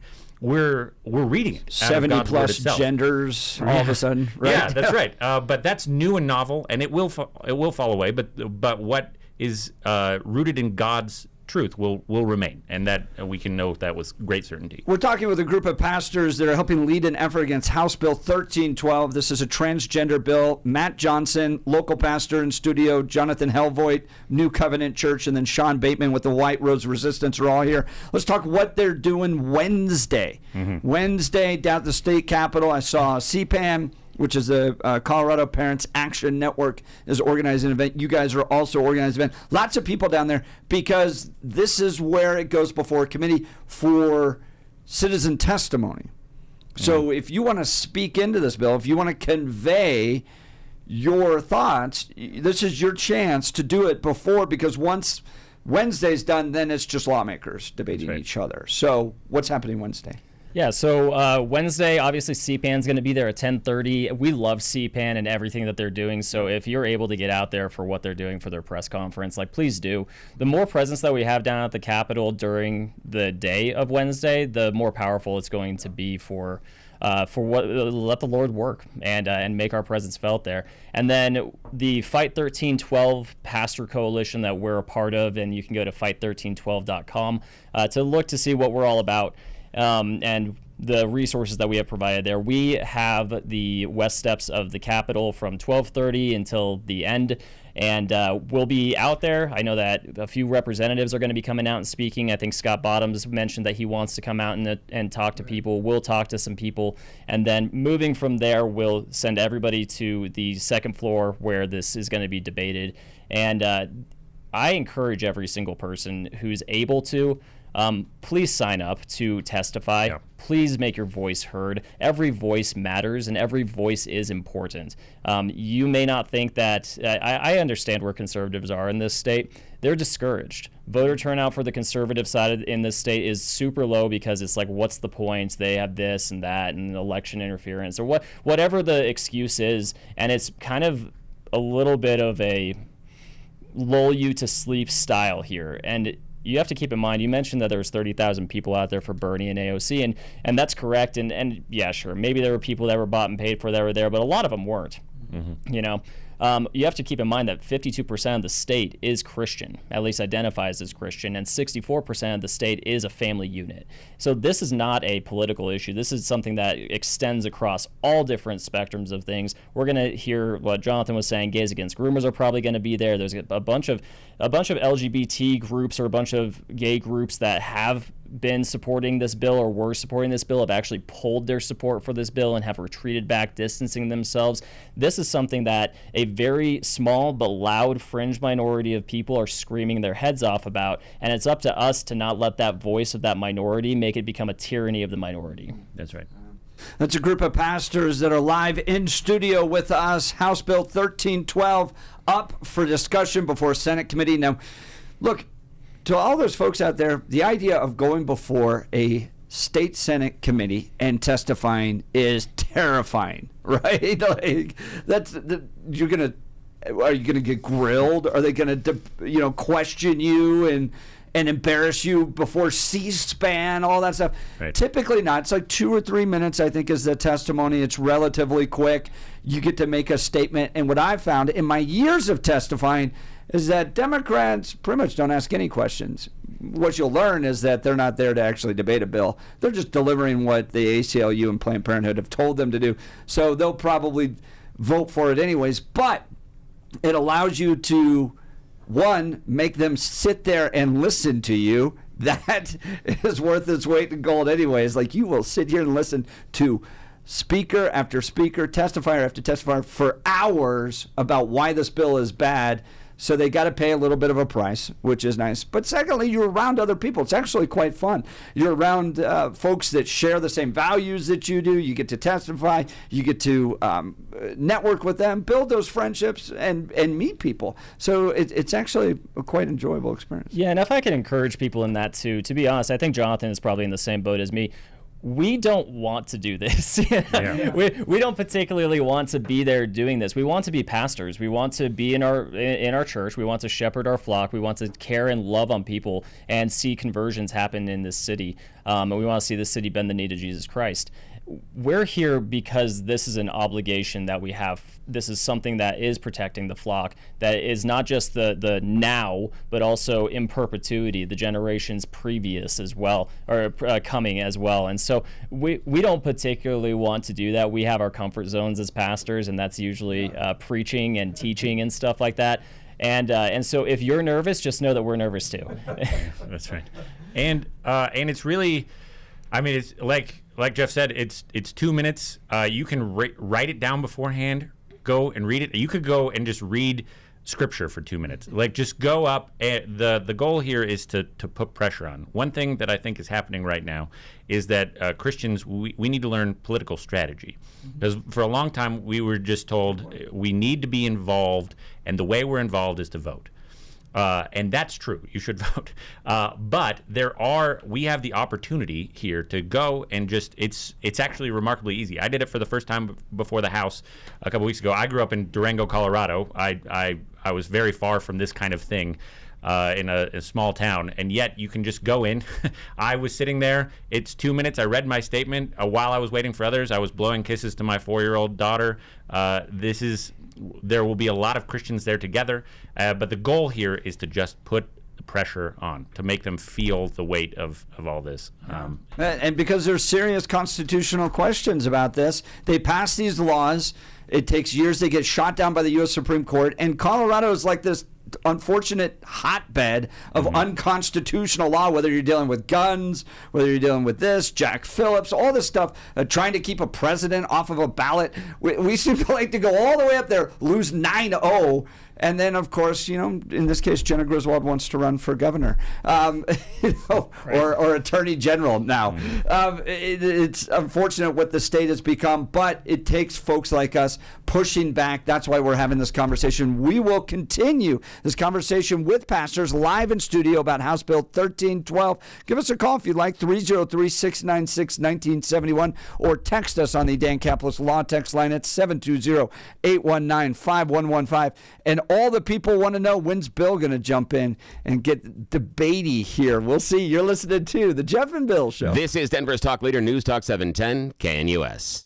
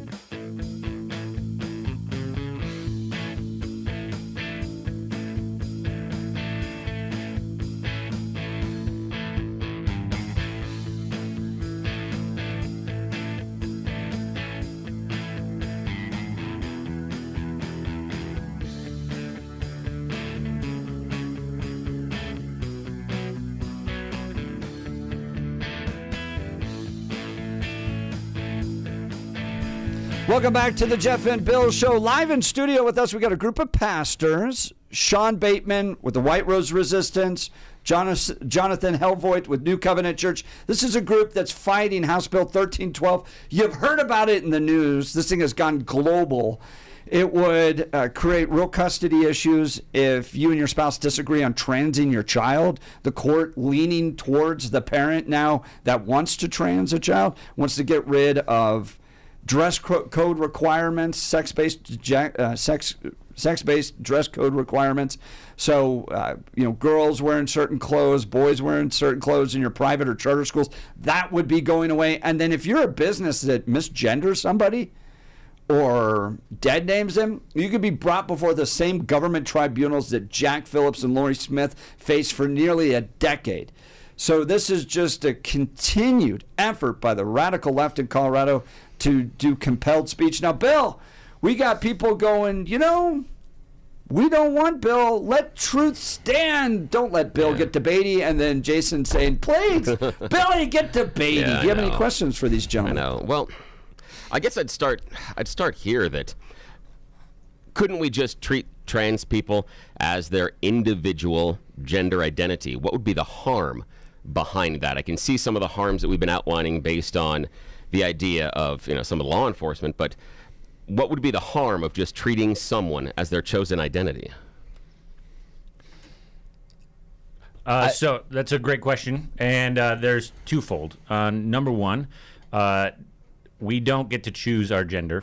Frankly, we were God designed us with male and femaleness, and so going against our design is going to bear out massive ramifications. So, for instance, if somebody believes something, so I have a dear friend who fell into a time where he believed that the CIA was after him, and that there was all sorts of things about him that were true that weren't true, and affirming the truth was the thing that helped him. This is an important thing to hold fast to the truth in that regard. And then secondly, I think within this bill there is compelled speech. So requiring somebody to by law call you something is not something that those of us who are living within the gender identity that God designed us with. So I'm a man, I go by male, but I'm not going to ask that the law punish somebody for misgendering me. I'm not going to ask if somebody's like, you're a girl. Like, I'm not going to say, okay, you need to go to jail now. And that's a radical difference between the two. So those are two things. I think that is kind of the big deal in regards to specifically this bill, right? Is like, what's the harm of me walking down the street and being nice to people that I pass on the street? There's no necessarily harm to that per se. I mean, there's things to get into as far as whether or not it's best to, support people's identities and things like this. But there's a difference between saying, oh, what's the harm of being nice to someone when you check out at Walmart, and saying, oh, if I'm not nice to them, then there should be legal repercussions for that, right? And that is the huge thing here, that it's a totally different conversation at that point. Do we think, could the reason that that the legal ramifications are inserted in the bill is because right now we do not honor that person's chosen identity? And I'm just saying being nice. And what I'm looking at is, in the vast majority of interactions with someone that is trans, acknowledging their chosen identity doesn't seem to have any direct harm to either the person or society. We can get into extremes, and we can talk about bathrooms, we can talk about locker rooms and stuff, and I believe that there are cases, and we can make rules and look at how that should be addressed. But is the law there because we are choosing, or portions of society are choosing not to honor this person as their identity? What would be the negative thing if someone says, they were born as a guy, but now they're going to identify as a female? I still fail to see the harm. Why couldn't we just be that nice person at Walmart?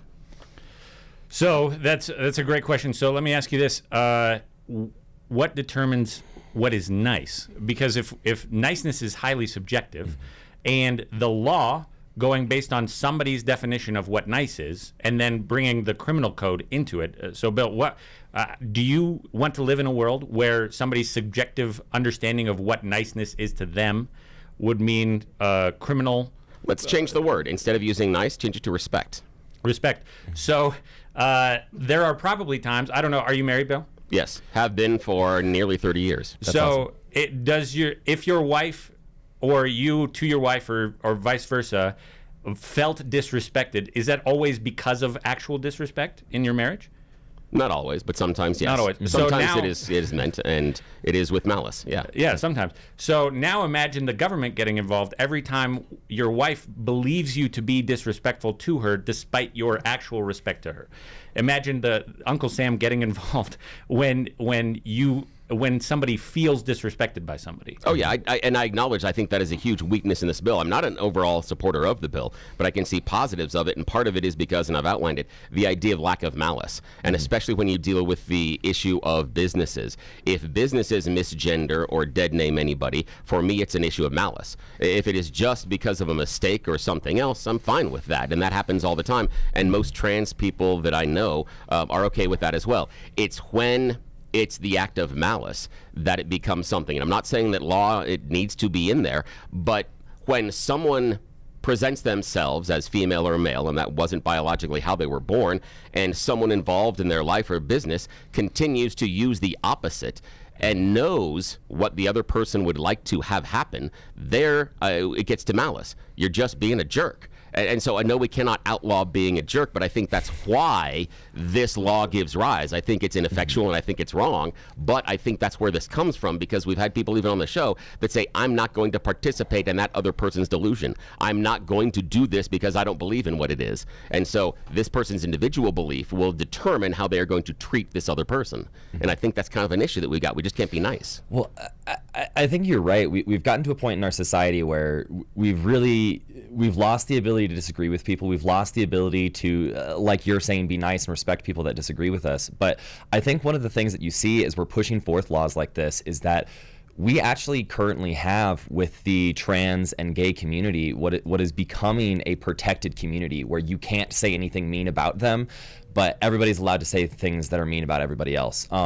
As I've been out doing things, trying to talk to people about pro-life things, and you could disagree with me on that for sure, but I've been out doing this, and I've had people come and call me a Nazi, tell me that I hate women, say that, they wish my kid would die, and things like this. And I'm absolutely not saying that you're saying that at all, Bill. Yeah, but, I appreciate that. But saying that, I'll be out doing these things, and there's certainly no one going to say, oh, it should be illegal for people to come and scream and yell at me as a Christian. But as soon as someone's, being a little bit mean towards a trans person, we better get the law involved. Yeah. And so I think what you're seeing is kind of like that this is, to a certain amount, like one of the sacraments of our current culture, that your identity and everything must transcend everything else, that everyone must respect that, but that there's really no need for respect in the other way. And you just kind of see like an unequal measures and injustice here. Well said, because I believe that part of the problem, some of the weakness in this bill, is there's lack of a two-way street as far as respect, that this is only one way. And for me, trying to prove how or why the business or the entity went after dead name or misgendering is going to be very difficult. I think that inside of court, this is going to be incredibly difficult to prove.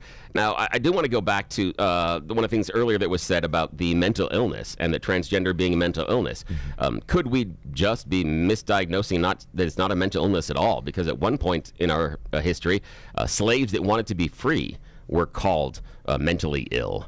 We diagnosed, autism, some forms of dementia, even homosexuality as mental illnesses, but we don't do that now. Could this just be something where society will move past the idea of transgender being a mental illness? That's a great question. And there's a broad amount of thinking about even what mental illness is. And so it becomes a complicated, it's an ideological issue, and it comes down to what is true. So when we think about, going back to, I don't want to my dear friend talking about the CIA, thinking that he was being hunted down by them. Does what you believe come down to what is true? And so that doesn't mean that every time somebody believes a lie, they're mentally ill. But it does mean that if you are given over to an idea that you're in the wrong body, and that has all sorts of implications about, like, are you a spirit that's trapped, like you were given a male spirit by by what? By a deity? By God? By not God? You were given a female spirit and you've been given a male body, and now there's this female spirit that has to get out, and the only way to keep you from killing yourself is by other people like calling you the right thing. That's a dangerous place to be. That's just such a scary place to be, and that's why this is a big issue. Is that there's a scary place where if I don't, do you want a live son or a dead daughter? Like if you're in a situation where there's a spirit inside of you that thinks it's in the wrong body, and that if people talk to you wrong, you're going to die. Like that needs to be addressed very, very, very carefully, very, very, very carefully. And for the government to say we're going to have you affirm one way to handle it. And if you can't handle it that way, we're going to take your child from you. Then this is just radically flippant with the safety of everybody involved. So that's what I would say. We'll continue this conversation. We have pastors live in studio about House Bill 1312, along with Bill Thorpe. You're listening to The Jeff and Bill Show. This is Denver's Talk Leader, News Talk 710, KNUS.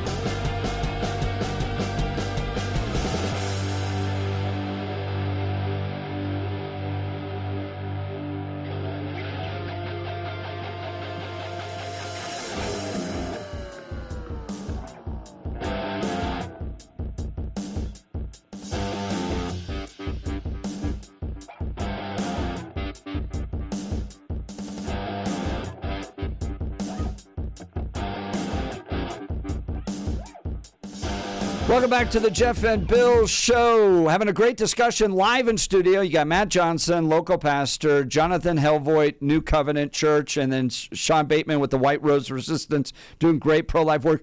Wednesday, 12:30, they're going to be hosting a rally down at the Colorado State Capitol. CPAN will be down there starting at 10:30. It's a big day for anybody to go down to the state capitol and fight this radical transgender bill that's going to result in a whole lot of problems. We don't have time to get into it, but show up. This thing has made international news. You guys are going to be down there 12:30 helping lead a rally. Talk about how folks can learn more and get involved. Yeah, you can go to fight1312.com. That's going to have all the information. You can also follow Fight 1312 on any social media platform. I think that other than Instagram, we have Facebook and an X account, and it's verified, so it should be pretty easy to find, and you'll get rolling updates. One of our good friends, Pastor Chris Goebel down at Ridgeline, he actually took his personal GoDaddy blog and converted it. We had to twist his arm to pay the $5 for the domain, but he converted that to something that's dedicated directly to informing the public about what's going on down there. So that's going to be where you find the information. But yeah, come on down to the Capitol building. Be there for CPAN if you can. And we are going to be down there at 12:30, and there's going to be a lot more stuff going on. So we're praying for everybody, and glad to be here. Yeah, hang out, testify. These guys are leading the efforts. Local pastors getting involved in the public square and making a difference. Thank you guys for joining us this morning. Appreciate it. Thanks, Jeff. Thank you very much. When we come back, we're going to get into the ice raid that took place in Colorado Springs. You're listening to Jeff and Bill. KNUS.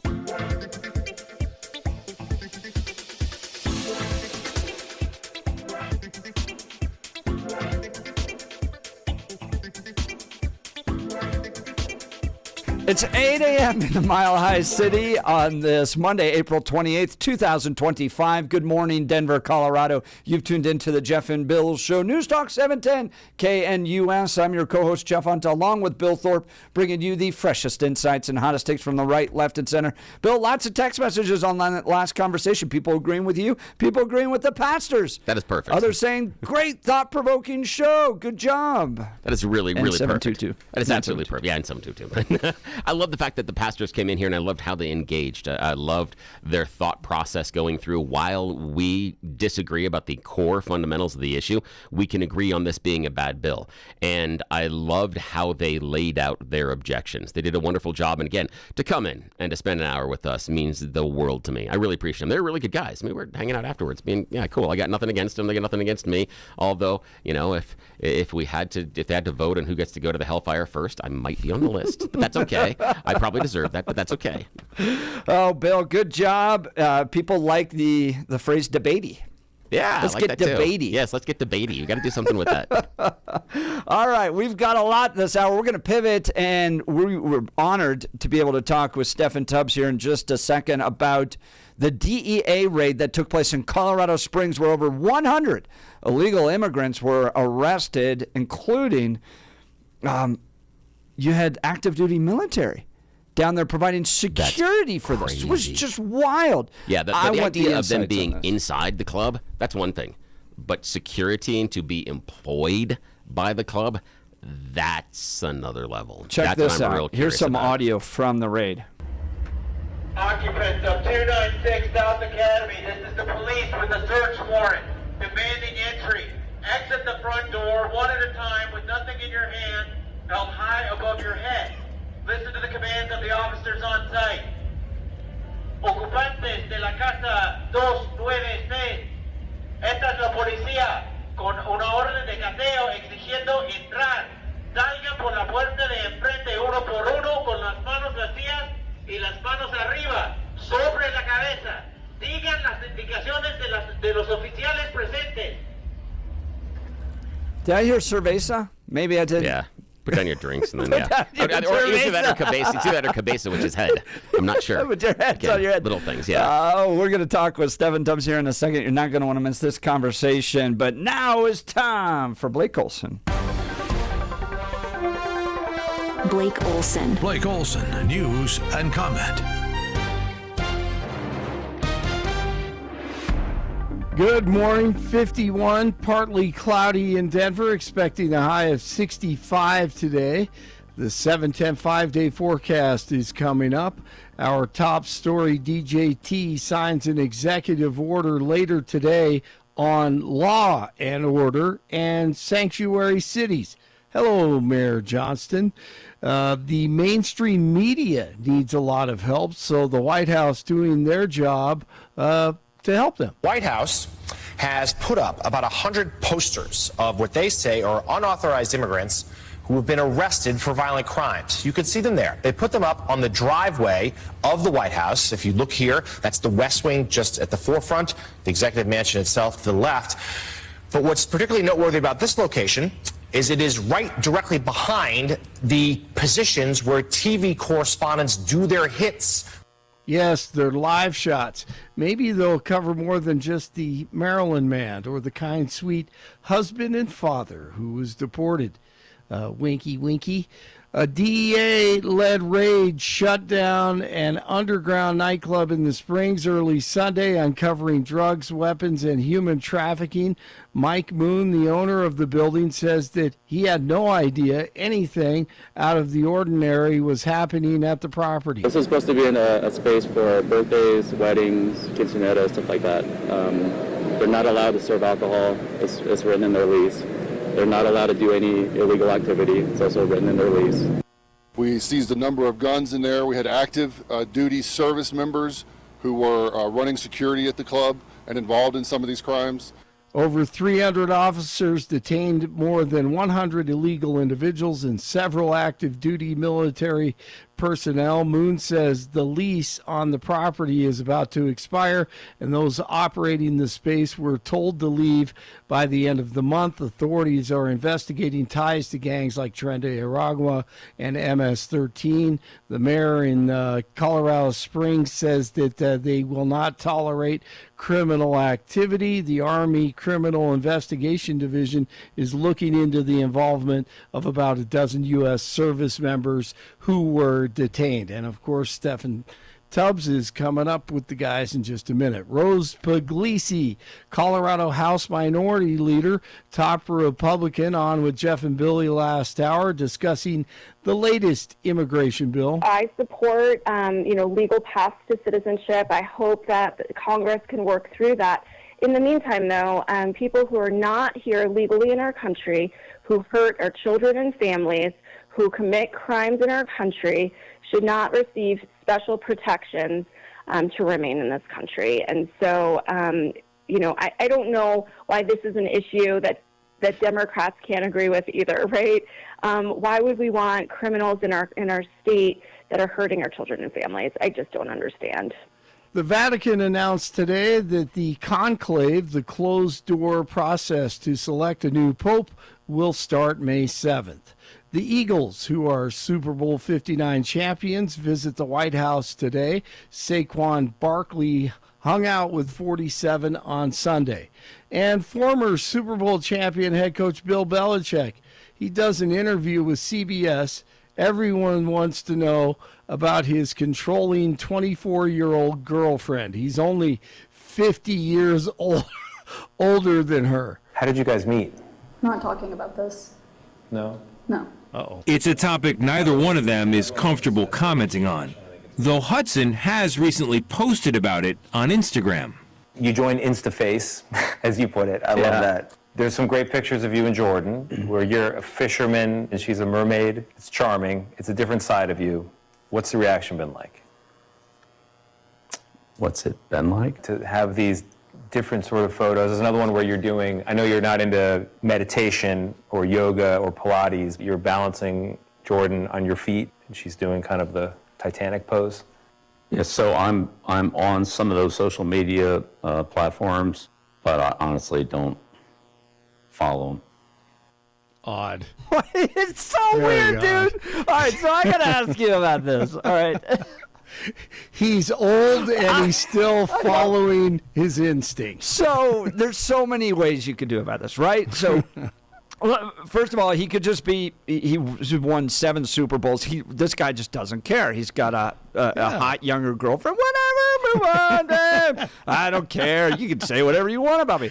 Because he's like, I'm on platforms. That's his response to that. But then the flip side of it is you're just like, this is weird. This is weird, dude. His 25-year-old girlfriend's like interjecting herself into interviews. She's on the side. I mean, why did they even grant the interview? Everybody knows what Belichick does. I think he's trolling, if you will, or just playing with the media. I mean, he's a dirty old man. He's 50 years old and 50 years older than her. Yeah, 50 years older than her. I'm sorry. 50 years older than her. I mean, I'm old enough to remember George Burns. You know, he always had like a 23-year-old or 25-year-old. And Nicole Smith thing. Yes. You know, we're in love. Yes, You're not in love. Whatever. So weird. It is so weird. odd. And when you think about marriages that go the distance, that 50 years and a lifetime of sacrifice and respect and genuine love built over 50 years, it's just such a contrast to some 25-year-old yelling off camera, he's not gonna answer that question. And the video is great. You gotta see it. I mean, it's just so gross.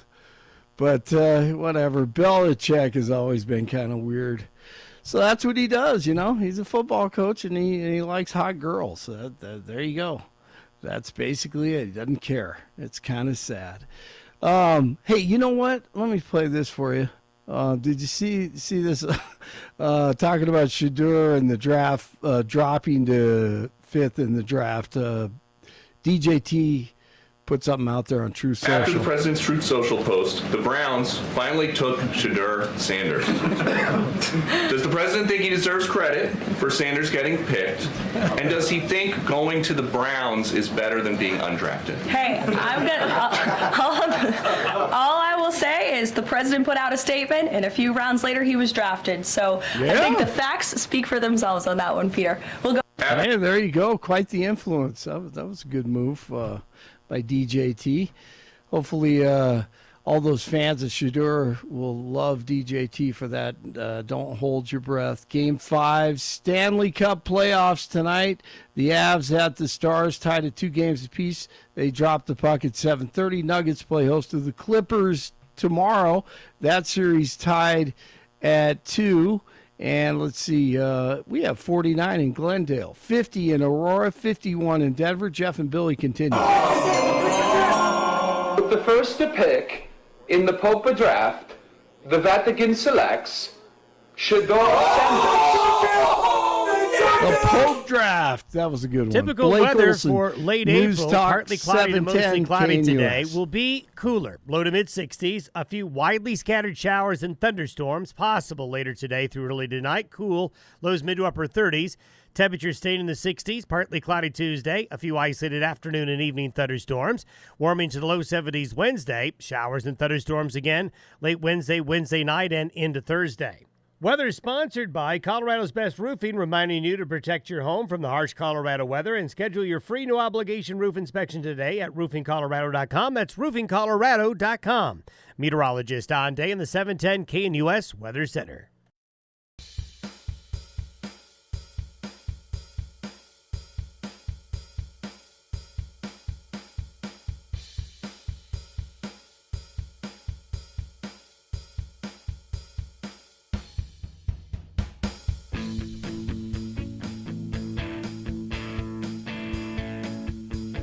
Well, you've seen the headlines, international headlines. Over 100 illegal immigrants arrested in Colorado Springs. Massive underground nightclub raid. Bill, we got the guy. Dude, the man the is man here. who delivered. Yes. For the American people. This is so cool. Jonathon Pullen is joining us. This is the special agent in charge, Rocky Mountain Region, DEA. Listen to this yesterday.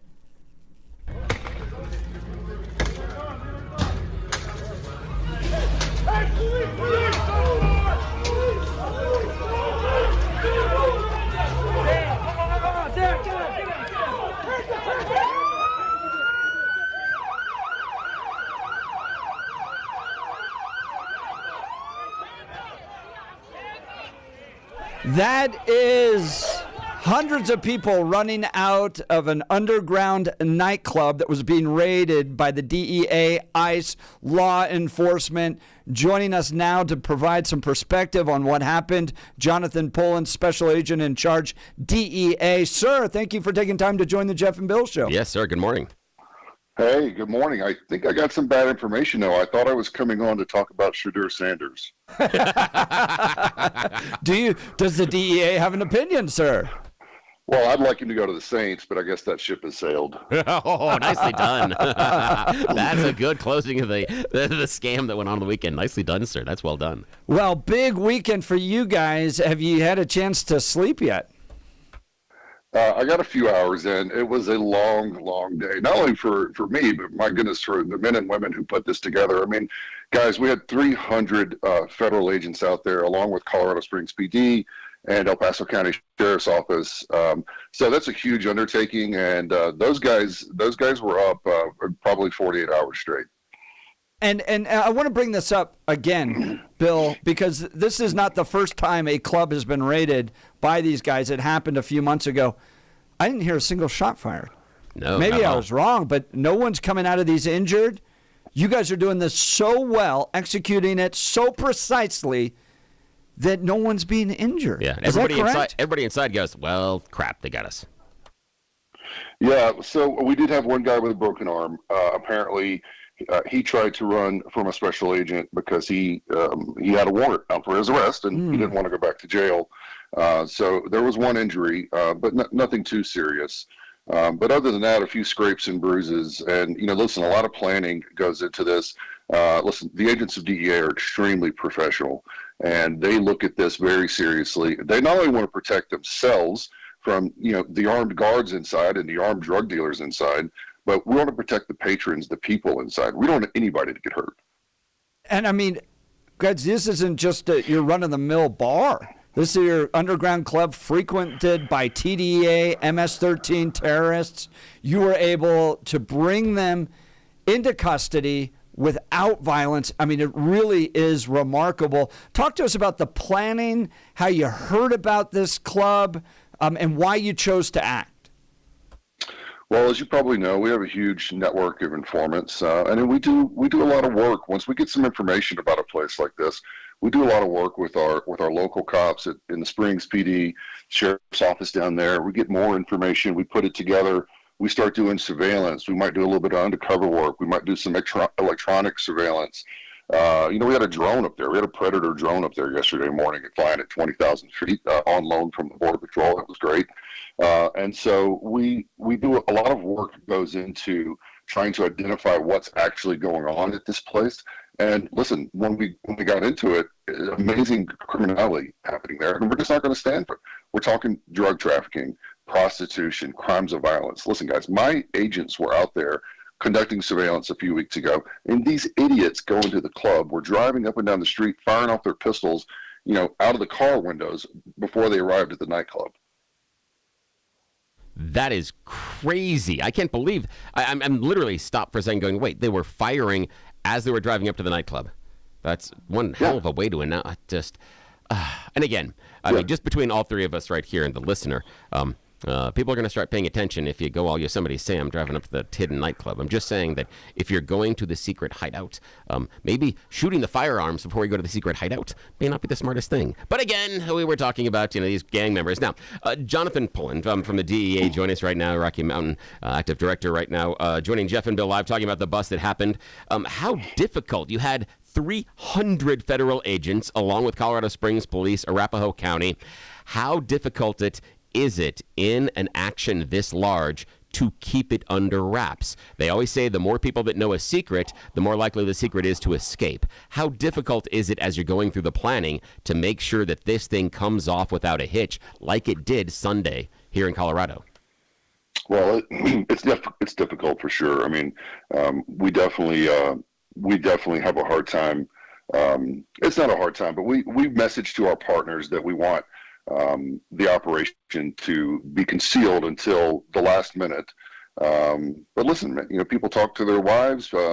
Sometimes people talk to the media, and not everybody approves of the work we do, and even in law enforcement sometimes. So sometimes leaks happen, and it's really, really unfortunate. But we were fortunate on this one that there were no leaks. And listen, we had a ton of partners out there. I mean, DEA took the lead on this thing, but we had FBI and ATF, Homeland Security Investigations, ICE, we had the U.S. Postal Service, we had Army CID, I'm missing somebody, IRS and the Border Patrol were there with us, along with the Sheriff's Office and the Police Department. So we had it covered. We're talking with Jonathon Pullen. He's a special agent in charge, DEA, Rocky Mountain region, talking about the raid that took place. I think a lot of people have questions about Army, active duty Army, providing security for the club. Give us some insight into what's going on there.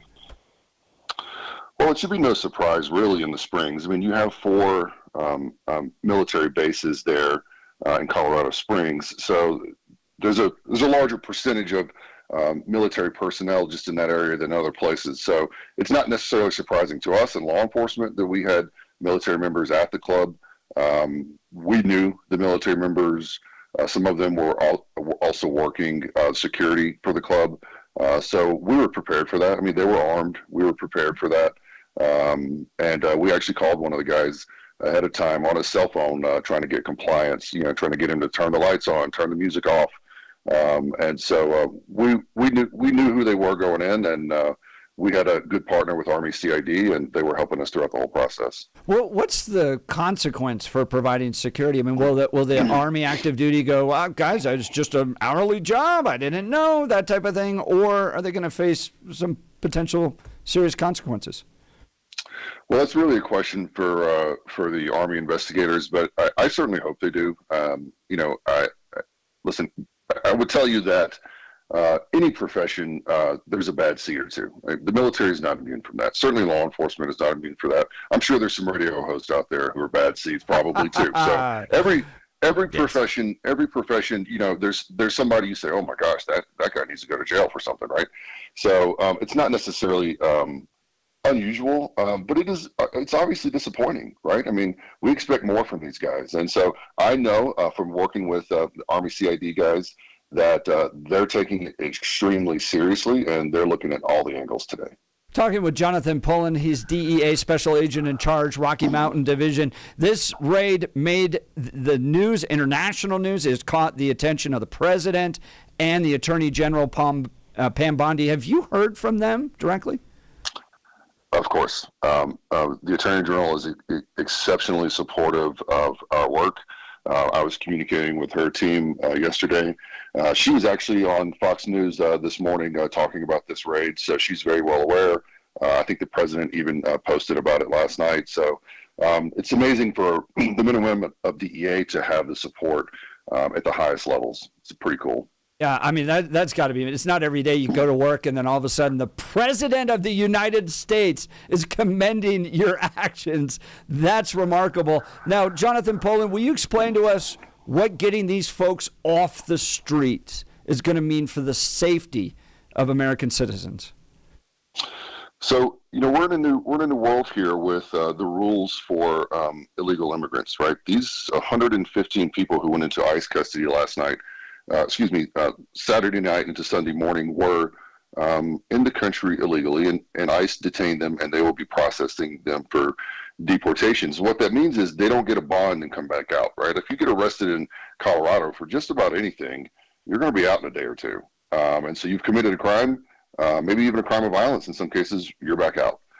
You sell some fentanyl, state charges, you're back out. But this is different, right? These are federal charges. These are immigration charges. ICE will certainly go through their process, but they're likely all looking at deportation. So when we were on scene, ICE ran every one of these people, literally all 200 of them. We made sure the citizens were free to go as long as they didn't have arrest warrants or they didn't have cocaine in their pocket. And if they were illegal aliens, ICE looked at them, and if they determined that they could be deported or they were here illegally, they took them into custody, and they'll go through that process. But that's 115 people who were, involved in drug trafficking, or at least, using those drugs and prostitution. A lot of those guys had guns. They're not coming back to the streets of Colorado Springs today. It really is a battle for this nation against the cartels and what they're doing to American citizens, the death that's taken place. Now, Jonathon Pullen, Special Agent in Charge, DEA. Now, just a few days prior to this, we had one of your folks on to talk about the Drug Take Back Day. You had a busy weekend. In addition to busting all these guys, you were doing Take Back Day. How did that turn out? Take Back was great. I mean, if you don't know what Take Back is, that's where we take unused pharmaceuticals and medications from your doctor or pharmacist that might be in your medicine cabinet. You don't need them anymore. There's an opportunity twice a year to drop them off at locations all across the state. I don't know the final numbers, but we took thousands and thousands of pounds of unused medications. The issue is you don't want your teenager or someone breaking into your house coming into your medicine cabinet and stealing, the hydrocodone that the doctor gave you for your knee pain, and then misusing it, right? Or potentially overdosing on it. So we want to get those medicines out of your medicine cabinet if you don't need them anymore. And that's what we were doing. So yeah, we were out there all day on Saturday doing that. And then overnight Saturday and through Sunday on the next thing. And listen, guys, that team is out again today. We're working on some more ops with some folks from down south, and we're definitely nonstop.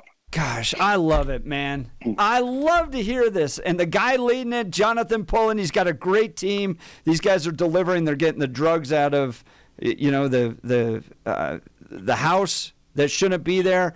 They're taking these bad guys off the streets, and they're going back to work today.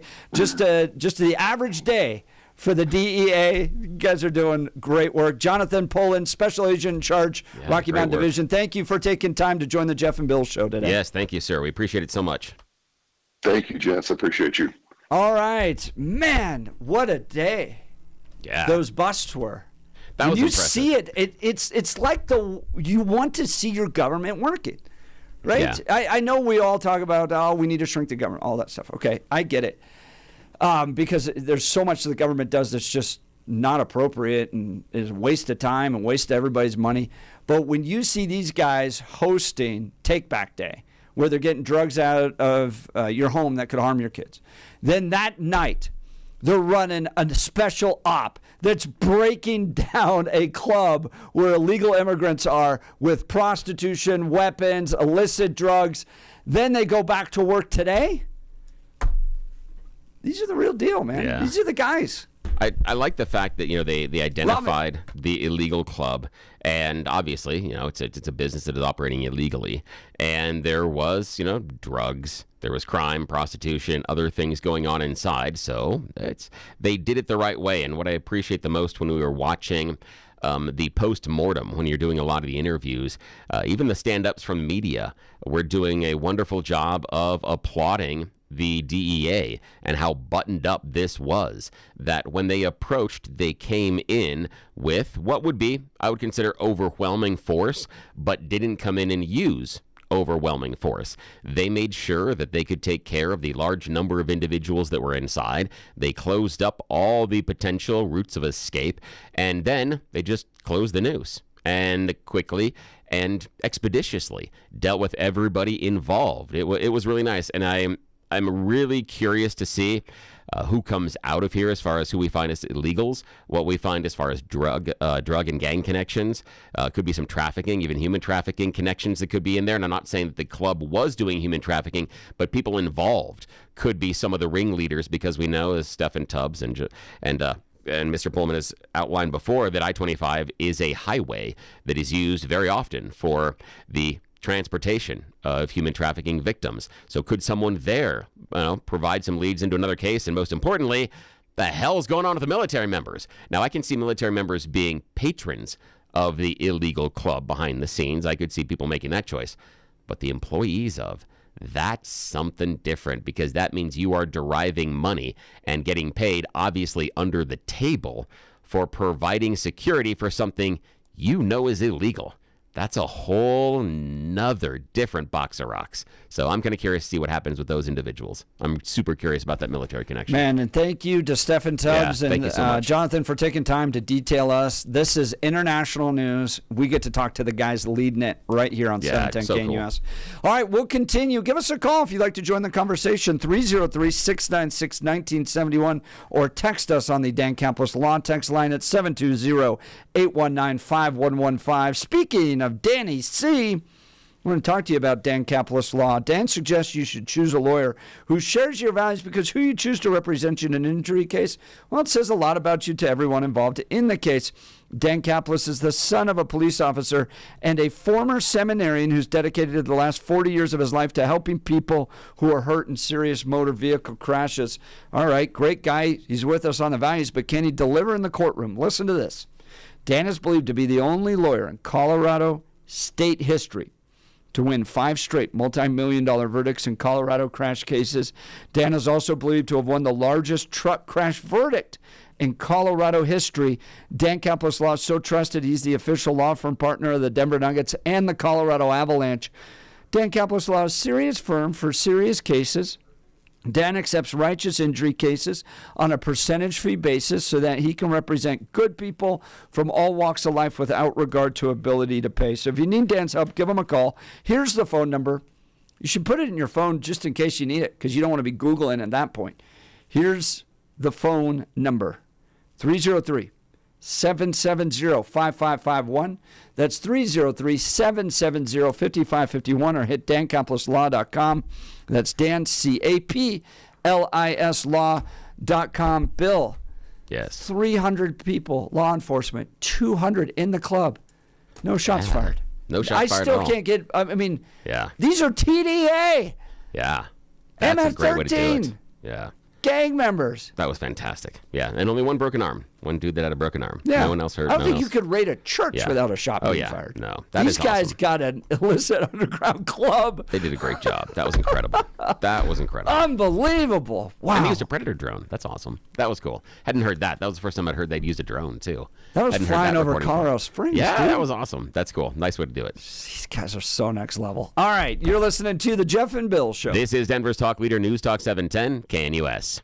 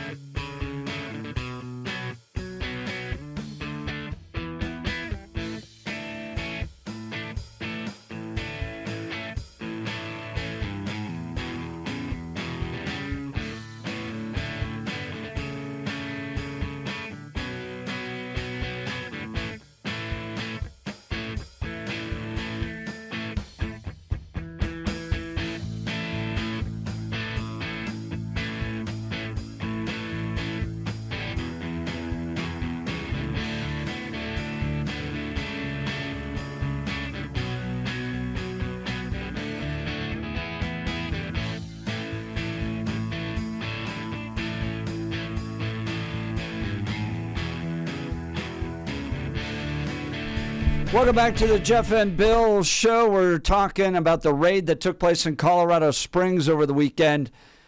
100 illegal immigrants arrested. This was a club, an underground club that was frequented by TDA and MS-13. Not a single shot fired. Incredible. Over 300 law enforcement responding to that.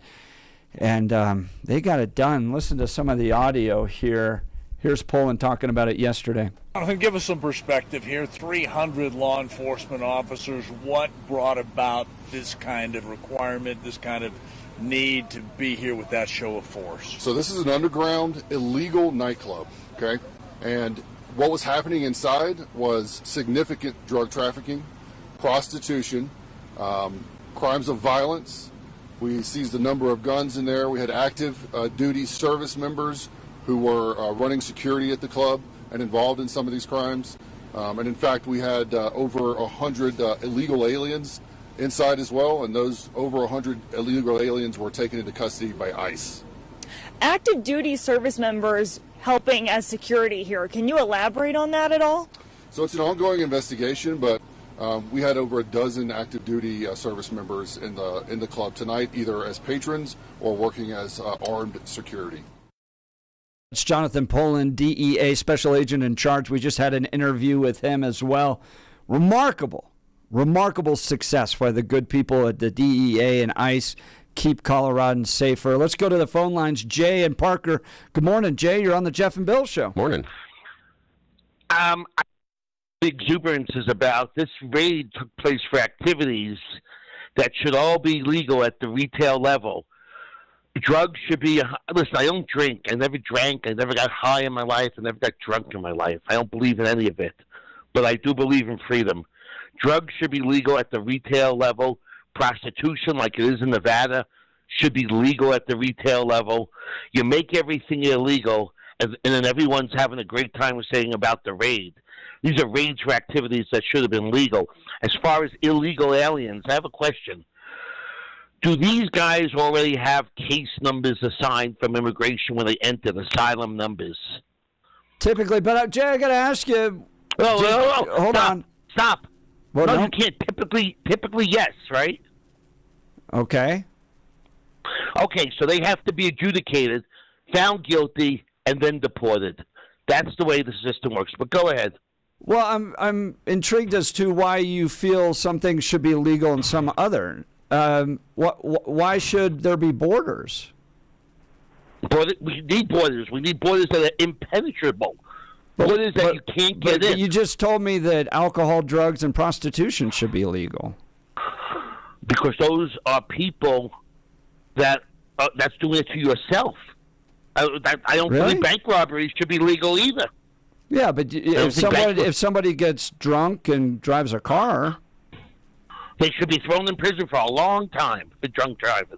Yeah, and but you just said alcohol should be legal, drugs should be legal. We've seen in Colorado, for instance, I think 5-6 times the amount of marijuana-related traffic fatalities since we legalized marijuana. When people are driving not correctly, they should be pulled over, and if the tests come out that they're under the influence, they should be thrown in prison for a long time. Yeah, so you're willing to put rules around the idea that people can't get in a car and drive, but they should be able to use drugs at home. But Jay, people don't just sit at home, and they get in cars.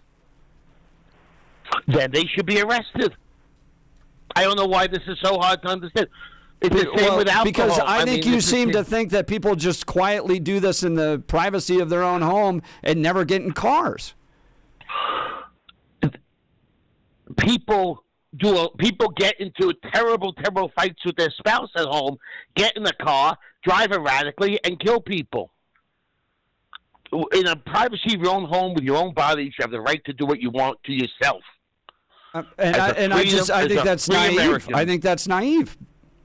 No, where do you want to draw the line?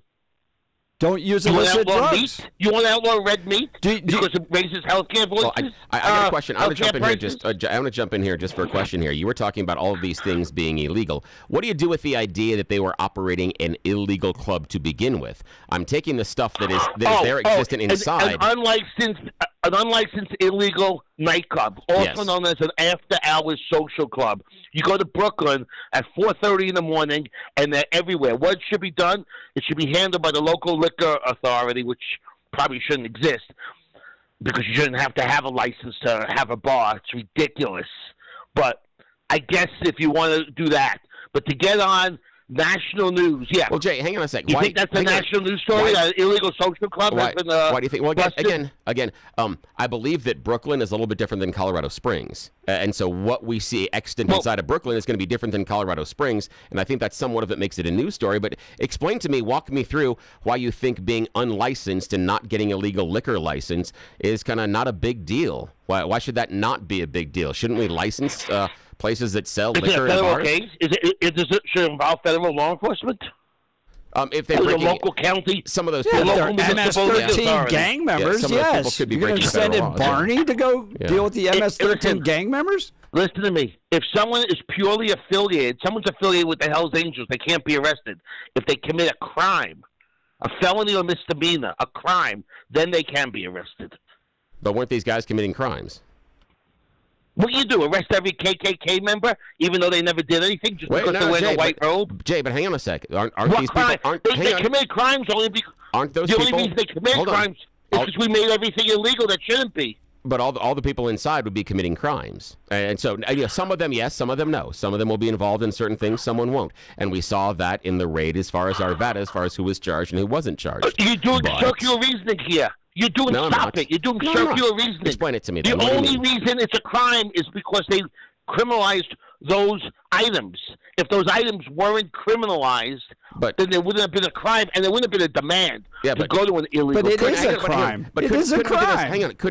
Couldn't Charles Manson make the same argument that what you're doing, you're just putting me in jail because it's illegal to kill a bunch of people? Hey, listen to me. Stop. I mean, you're telling me that I'm making a circular argument, but you're just saying. I know, Jay. I understand, but you're making the argument that the only reason it's bad is because of. It's a crime. The only reason I bring up. What? Go ahead. You say this isn't Brooklyn. This isn't Charles Manson. So let's stick to the issues. No, I am. You said that the only reason it's illegal is because we made it illegal. So ideally, if we just make it legal to kill people, you'd be fine with that. And that would be the argument that Charles Manson should make. That was the argument you were making. That's why I think it's so pedantic. Hold on, Bill. The gist of the argument is should prostitution and drugs be legal? Yes. That's right. Yeah. 100%. That's right. Okay. Yeah. And I think they should be. I don't use them. I don't have alcohol. I never drank. I don't have it in my house. Nothing. It should be illegal. I think people in their own homes have the right. You think alcohol should be illegal? Yeah. In some cases. For certain people, definitely. People that are underage, absolutely. Underage. Yes. Yeah. No. Absolutely. Someone who's over 21 in their own home, should alcohol be legal? Yeah, sure. As well should be marijuana. Yeah. I disagree. And what about heroin or cocaine? No, they're terrible. And what about they should be heroin? illegal. I agree they're terrible. I agree. I don't use them ever. You may get me, and my libertarian streak may get me to agree with you on cocaine, but I won't agree based on heroin because of some of the unintended consequences that are involved there. And I'll point this out because there's a big part of the equation that's missing. When you legalize something, you commercialize it, and therefore you end up with industry that is trying to get as many people as possible hooked on it. Do you know how many people died of fentanyl last year, Jay? I know how many weaker people were removed from our society from fentanyl, yes. I mean, I don't know the numbers, but quite a bit, yes. And these are people... All right, hang up on Jay. I'm not going to tell somebody who lost a family member to a drug overdose that they were weaker people. Yeah, and the thing Sorry, for me, Jay, you're done. I would agree with that. That it shows me a lot of Jay's worldview based on when he says they were weaker, because the individual sometimes that we've seen through the good work that Stephen Tubbs has done, the intent for the individual seeking the illicit drugs wasn't to get their hands on fentanyl. Right. It wasn't to get their hands on fentanyl in that dose either. And what happened is the fentanyl was mixed into the drugs in which they were searching for. And you can agree or disagree, and it sounds like Jay would agree that those people could go after those drugs. But to say it killed them because of weakness is incorrect based on how we see the drug trafficking business work at this point and how they're using fentanyl. And that's the issue. My question to Jay was, how many people died from fentanyl? 100,000. 100,000 people died. How many people died of tobacco-related deaths? Oh, so many more. 500,000. Yeah. Okay, so 5 times more people died of tobacco-related deaths than fentanyl, and it is precisely because one is illegal and one is commercialized. Yeah. Okay? Yeah. It was why I became a problem in college at parties, as we'd get to a certain point in the night and I'd get 3 objects and put 3 objects on the table and call and each one of the objects would get a name. One is tobacco, one's marijuana, one's alcohol. And then you go around the table and say, okay, you can take 2. Which 2 do you keep and why? And that's an interesting argument about the harms and society. But we weren't doing it with things like heroin, etc., because I've seen some of the unintended consequences of those harsher drugs. Yeah. And that's part of the issue as well. So, yeah. All right, we'll get to the phone lines next. You're listening to The Jeff and Bill Show. This is Denver's Talk Leader, News Talk 710 KNUS.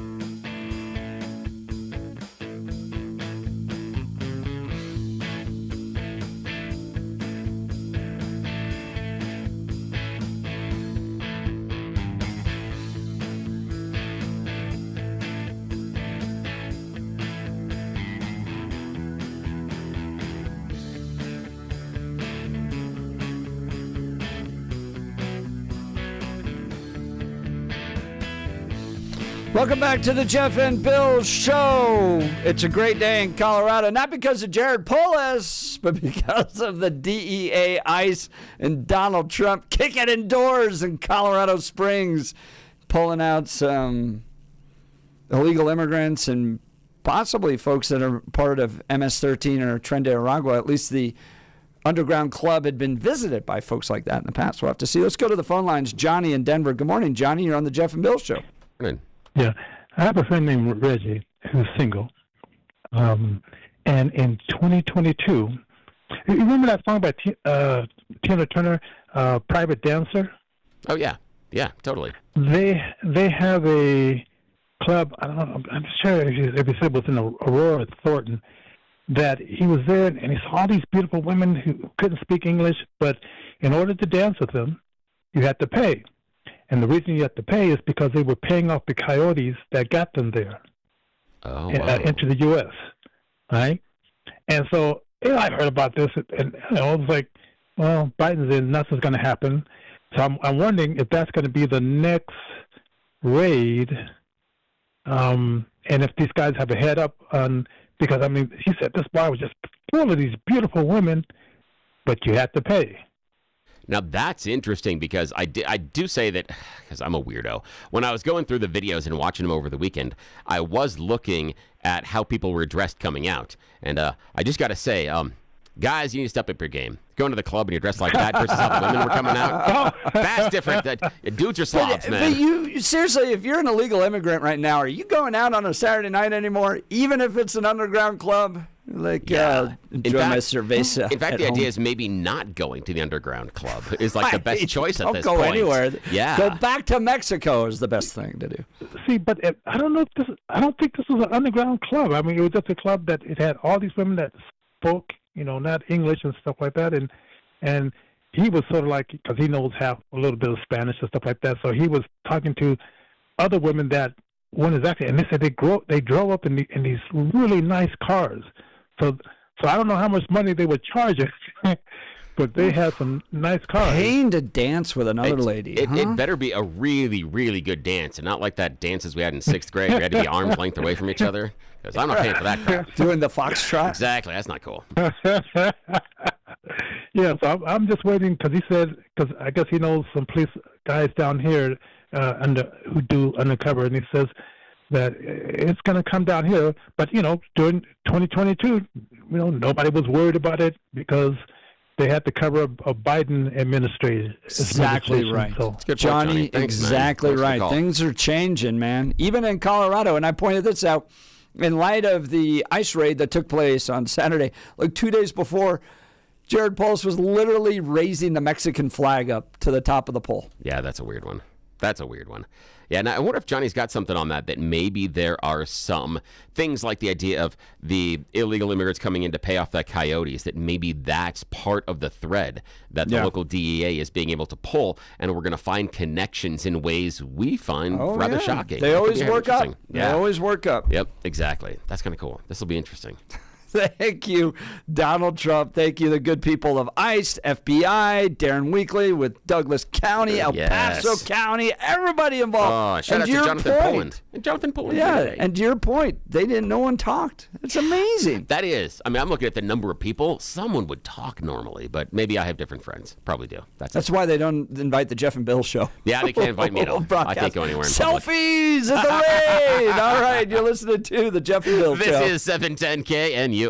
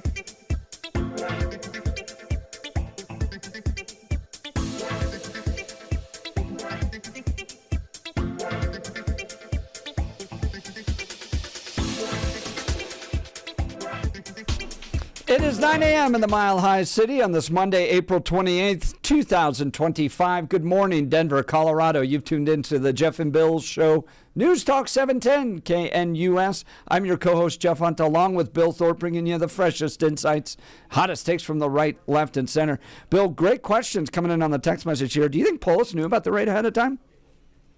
I don't think he did. My guess is he probably didn't know about the raid ahead of time. Yeah, my guess is no. Yeah. Can you believe that? Trump has to hide that from the governor? Oh, yeah, that would be. And the idea, because again, the more people you tell, the more chance it has to leak out.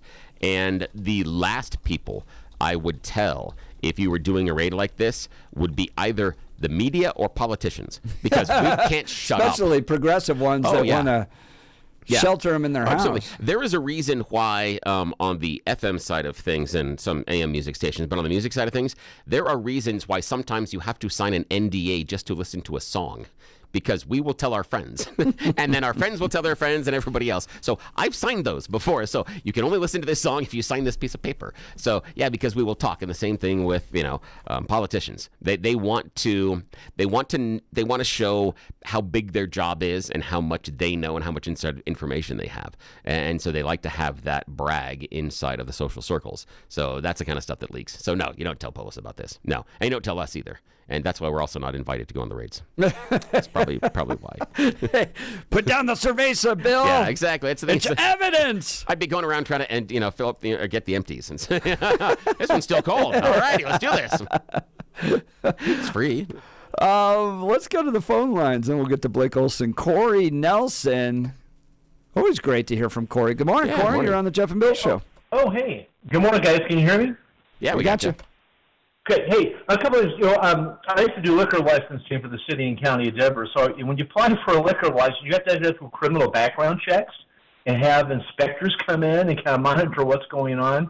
So a lot of when you think about it, on illegal business, when they're selling booze or other bad things are usually happening as well. But my question really is, I wanted to focus on Pam Bondi's comment this morning on Fox. She said that law enforcement, there had been over 170 911 calls about this location. And so I'm curious. I'm really curious as to the history.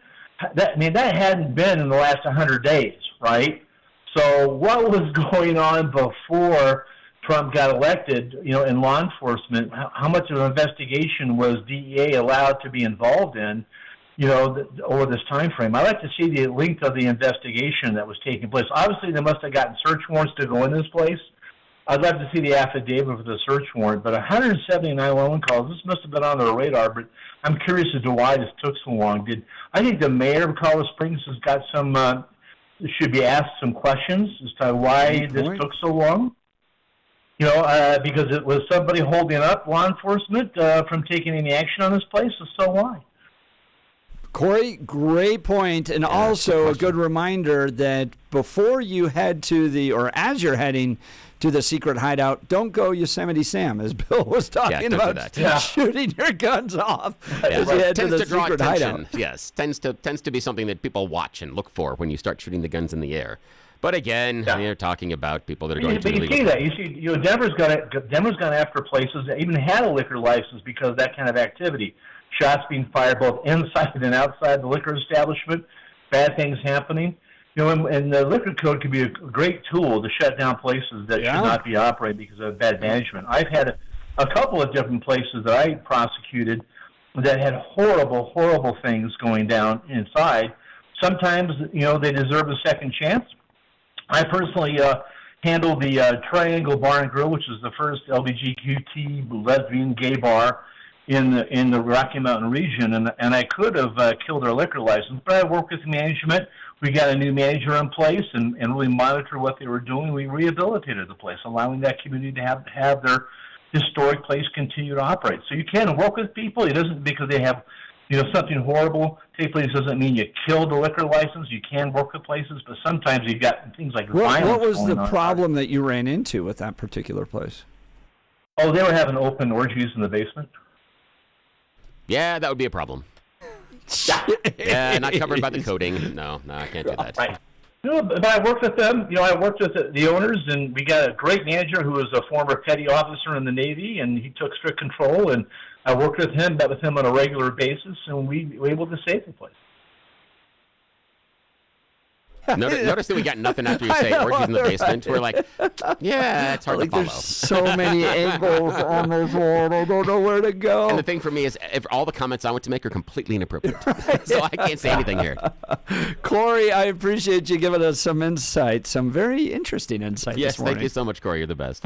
All right, you bet. Bye-bye. Bye. All right, so Shedeur Sanders getting prank phone called. This was fascinating. I'm going to have Blake stick around to talk a little bit more about this hour. His fall in the draft. That was nuts. Was it warranted? What about other dads that had influence on their kids' careers, like Archie Manning? He was making phone calls and deals. And John Elway's dad, you remember all that? Oh, yeah, Jack. So was it right for Shedeur Sanders to fall to the 5th round and then the prank that came from the Saints? I think it was the Saints kid. It is. Right? Yeah. It's a guy who's the son of one of the coordinators for the Falcons. Yeah, it's a Falcons coordinator. But then he referenced the Saints. He pretends to be the GM of the Saints. This is and wild. Evidently he got Shedeur's number from his dad's iPad. Yeah, off his dad's iPad. Now listen to the audio that Jeff is going to play, because right near the end, hopefully we'll get to that. I think I bleeped out all the bad words, so I may have to dump something if we don't miss. I got the one big bad word. But at one point They synced it up. Yeah, you hear Shedeur after the phone call say, nobody's got that number, meaning he questions the call because the phone number didn't come from the Saints organization. And he immediately says, this number doesn't match, is what he's saying, if you listen to him. So listen for that part. Post phone call, he's going to say, nobody's got this number. And what he's doing is he's saying it doesn't make any sense because this number doesn't come from any Saints organization phone number that he's aware of. Here it is. And they synced it up, so you're going to hear the prank phone call and Shedeur talking at the same time. Hey, is this Shedeur? This is Mickey Loomis here, the GM of the New Orleans Saints. How you doing? This is Mickey Loomis here, GM of the Saints. How you doing? Good, how are you, man? Good, been waiting on you. Yeah, we have. It's been a long wait, man. We're going to take you with our next pick right here, man. This ain't gonna be nothing to do. Yeah, but you're going to have to wait a little bit longer, man. Sorry about that. What does that mean? What? What he saying? I don't know. How you gonna ask us what it mean and you was on the phone? You heard that? You said you're gonna have to wait a little bit longer. Sorry about that. Why did he call? What the fuck? Hey, that's fucked up. I don't know what.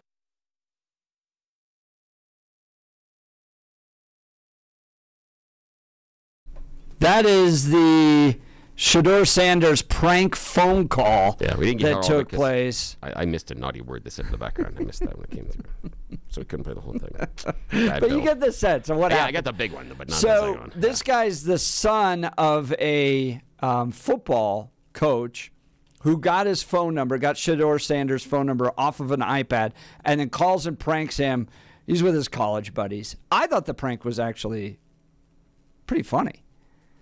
A little inappropriate. I would disagree with you. But I don't think the prank is very funny. You don't think it's very funny? No, I understand I think why. out of all the pranks you can do, this one hits that moment where the whole world's paying attention to something, and you get to pull something. But yeah, the thing for me that the reason that I disagree, that I think there are lots of other pranks, and again, college age Bill would probably disagree with adult Bill, but the reason is because this is the most important day so far of Shedeur Sanders' life. Yeah. Save others. Good point. And so is that the time in which we need to pull someone over on somebody? This is a time in which they are emotionally vulnerable. Yeah. This is a time in which their future is being decided, and you're going to be pranked. And people that go, not a big deal, not a big deal, not a big deal. Okay, that's fine. You don't think it's a big deal.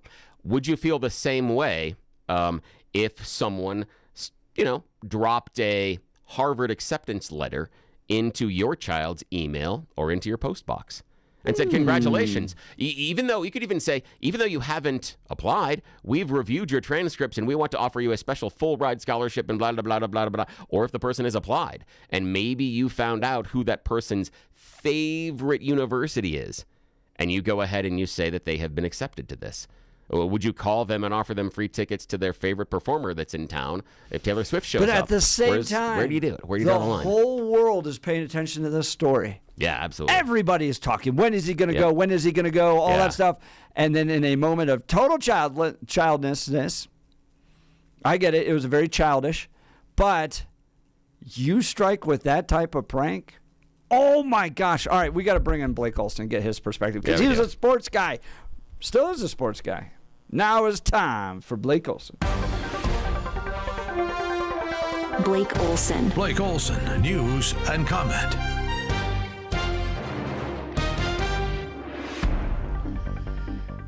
Good morning, 55 and partly cloudy in Denver. I guess we can talk about it now if you want, Jeff. Yeah, we could do the news. Why don't you do the news and then we'll talk about it? Because actually my computer just froze, right? That stinks. Well, Blake, we should tell you that we just received an email that you have been named Colorado News Broadcaster of the... I'm sorry. You know what? I would laugh at that. I would know it is a prank. Oh, yeah. Just like, I receive any sort of award, like, they're lying to me. That's my first thing, is they're lying about this. Yeah, exactly. Absolutely. Exactly. Absolutely. Well, I'll do the news and then we'll cool. talk about it. It is 55 degrees and partly cloudy, expecting a high of 65 today. The 7-10 5-day forecast is coming up, and our top story, DEA-led raid, shutdown, and underground nightclub, of course, as you've heard this morning in the Springs, early Sunday, uncovering drugs, weapons, human trafficking. Jonathon Pullen, DEA special agent in charge, was on with Jeff and Billy last hour, and we'll hear from him in just a minute. More than 100 illegal individuals and several active duty military personnel were involved, which is extremely interesting. The Army Criminal Investigation Division is looking into the involvement of about a dozen U.S. service members who were detained. Last hour, Tom Homan, in a presser with Caroline Leavitt, talking about the border again and who is paying for it. Let's address that. Trump said Mexico will pay for the wall. They have in a roundabout way, have they not? Putting 10,000 military on the northern and southern border, taking the action they did, remain in Mexico. They didn't have to do that. They're doing it. Putting military on the southern border. Have moved illegal immigration to a record low. We're saving millions of dollars every day on detention, transportation, removal proceedings. We've more than made up for the cost of that wall because of the actions of Mexico. So is Mexico helping build that wall? Yeah, because we're saving so much money, millions of dollars a day, that we can afford to build that wall. So actually, yes, they're helping to build the wall. This morning, the White House put yard signs with illegals' mug shots on the yard signs. Their crimes were included on the North Lawn, so all the TV reporters, live shots had them in the background. A little hint about covering this, lefty media. DJT signs an executive order later today on law and order in sanctuary cities. Here's looking at you, Denver, Mike Johnston. Now, the yard signs are working already this morning. White House has put up about 100 posters of what they say are unauthorized immigrants who have been arrested for violent crimes. You can see them there. They put them up on the driveway of the White House. If you look here, that's the West Wing just at the forefront, the executive mansion itself to the left.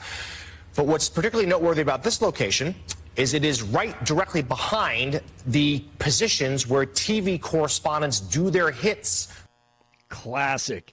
Love it. Now here's DEA's special agent in charge with Jeff and Billy last hour, Jonathon Pullen, talking about what happened over the weekend, which was a huge accomplishment. Men and women who put this together. I mean, guys, we had 300 federal agents out there, along with Colorado Springs PD, and El Paso County Sheriff's Office.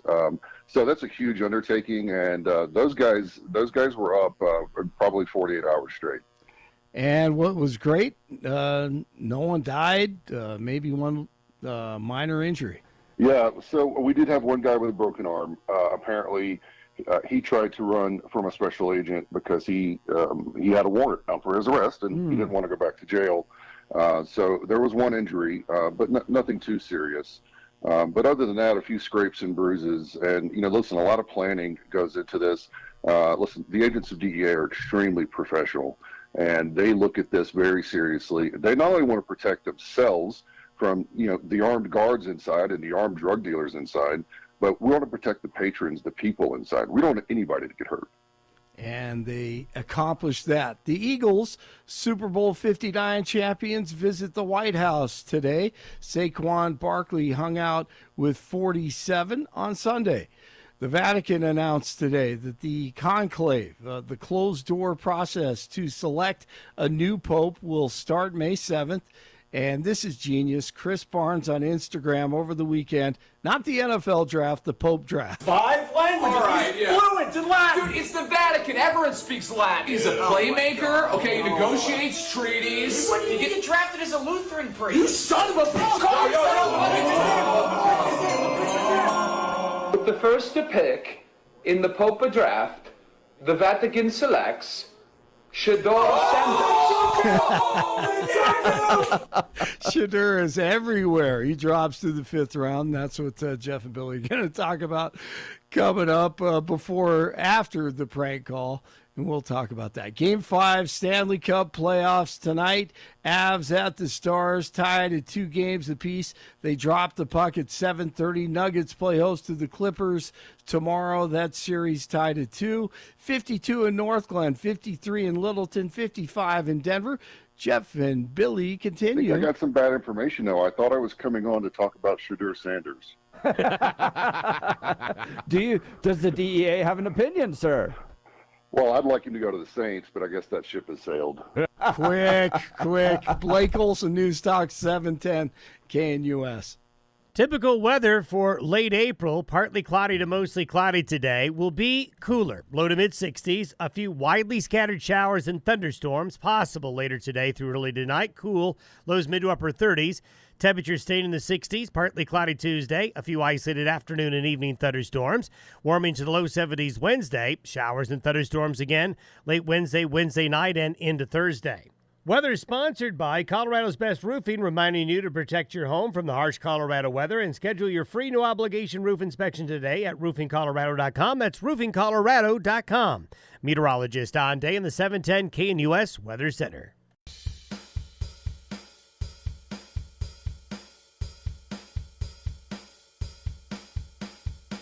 All right, we're going to bring Blake back.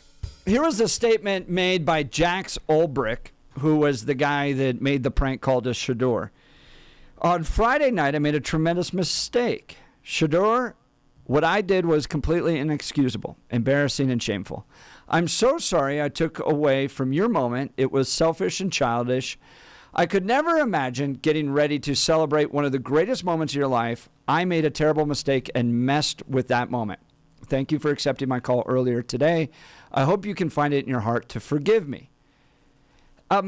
Yeah, I mean, no, totally childish. I get the fact that this was an important moment for Shadur, and he had tremendous, expectations, weight. He's dropping in the rankings.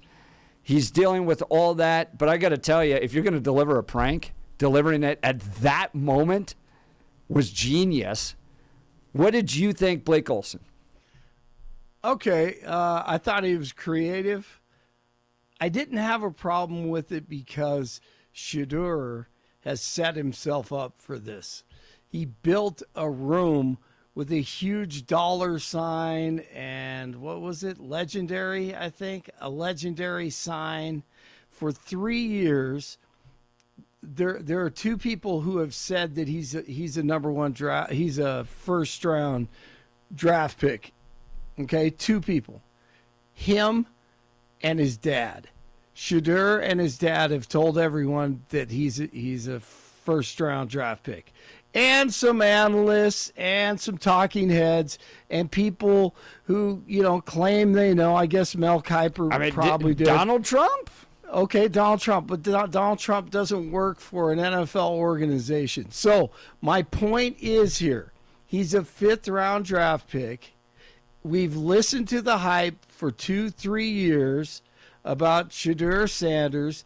He's drafted where he should have been drafted because not one NFL organization came out there and said he's going to be a first-round draft pick. If they did, they're telling lies because they want people to think they're going to take him high, and they're not going to reveal what they're doing behind closed doors in the evaluation of every player. All right. So I didn't mind the prank. I wish someone would have dressed up like Vince Lombardi or someone like that. but I mean he's been on social media and all over the place. What did he expect?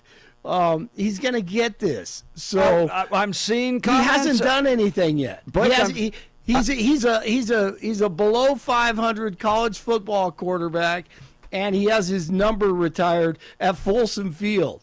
Number 2, Deion Figures should have had that number retired 30 years ago. He's the best number 2 that's ever played at CU. Now, Blake, I am seeing comments online that the treatment of Shedeur Sanders and Deion Sanders is racist. Look at the way Archie Manning tried to push for his sons, or John Elway's dad pushed for him. They didn't have a room built with a dollar sign and the word legendary outside of it. Okay, they weren't on social media every day telling everyone how great they were. They weren't on television on commercials for the most part. I mean, both of them had some humility to them. They were humble. They were promoting, yes, their sons with the organizations and stating what they felt, what was true. Their sons are quality quarterbacks. They can stand in the pocket and deliver. They can get out of the pocket if they have to. Manning was a pro. He had a professional mentality coming out, and so did John Elway. You could trust them. They didn't come with crazy baggage into the organization. And that's another thing. The interview process is huge at the combine. I mean, that is a big deal. When they talk to these guys, he's not the first guy who's dropped in the draft because his interview wasn't good at the combine. When they sit down and talk to him, a lot of organizations felt like he was, he thought he was better than he is. And you know what? You got to be coachable, especially if you're a quarterback.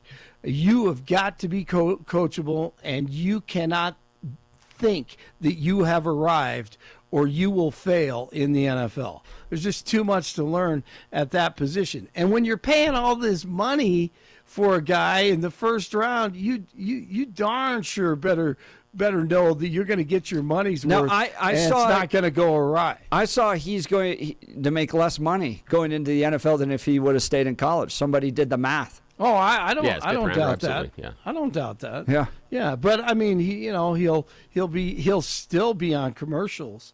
And, there are plenty of quarterbacks who have dropped, I mean, Tom Brady was one of those guys, and now he's the GOAT.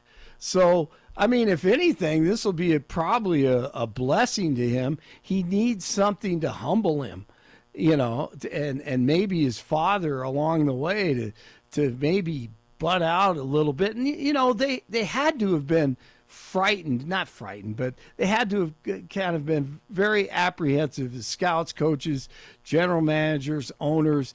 Look, this quarterback has always played under his dad. Now he's going to be without his dad.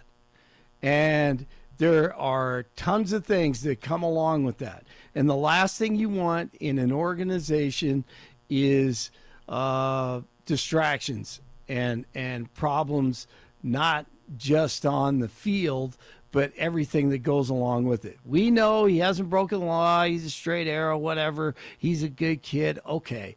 But his ego is huge, just like his dad. It'll be a blessing in disguise for him if he wants to make it in the NFL. Now, that's Blake Olson coming to us from our news department and sports department as well. Now, okay, Mr. Sportscaster. Now, again, I'm being a little facetious on this, but are you throwing rocks that we shouldn't be throwing rocks at Shedeur? Because, with the big logo on the wall and everything else, weren't they just setting up a vision board or a dream board? They were trying to speak it into action. They were trying to put it up on the wall and make sure that it was a goal for them. It wasn't branding. We were misunderstanding it. This was just Shedeur following his dream.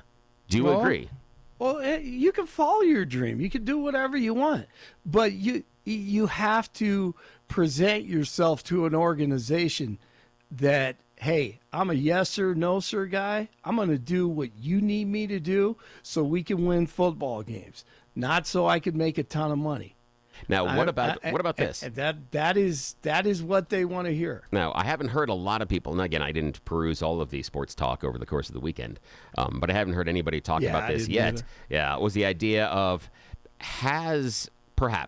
could Deion Sanders have colored the perception of Shedeur much like LeVar colored the perception of his sons inside the NBA, that they became a little bit more of a difficulty to draft them because you knew you were getting dad along with the kids.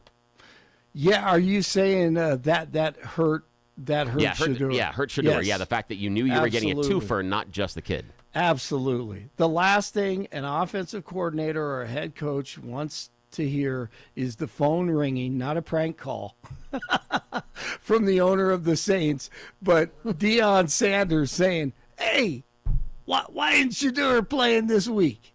I mean, they don't want to deal with it. I mean, Tim Tebow was a distraction in a different way. Not that he was a bad guy and heard it from his family or whatever. He just had such a huge following of believers, and I was one of them. I mean, I love watching him. Yeah. I loved everything he did. But at the same time, unfortunately, it becomes a distraction to the team. Here's Trump. So that's a negative. Here's Trump, Blake. What's wrong with NFL owners? Are they stupid? Deion Sanders was a great college football player and even greater in the NFL.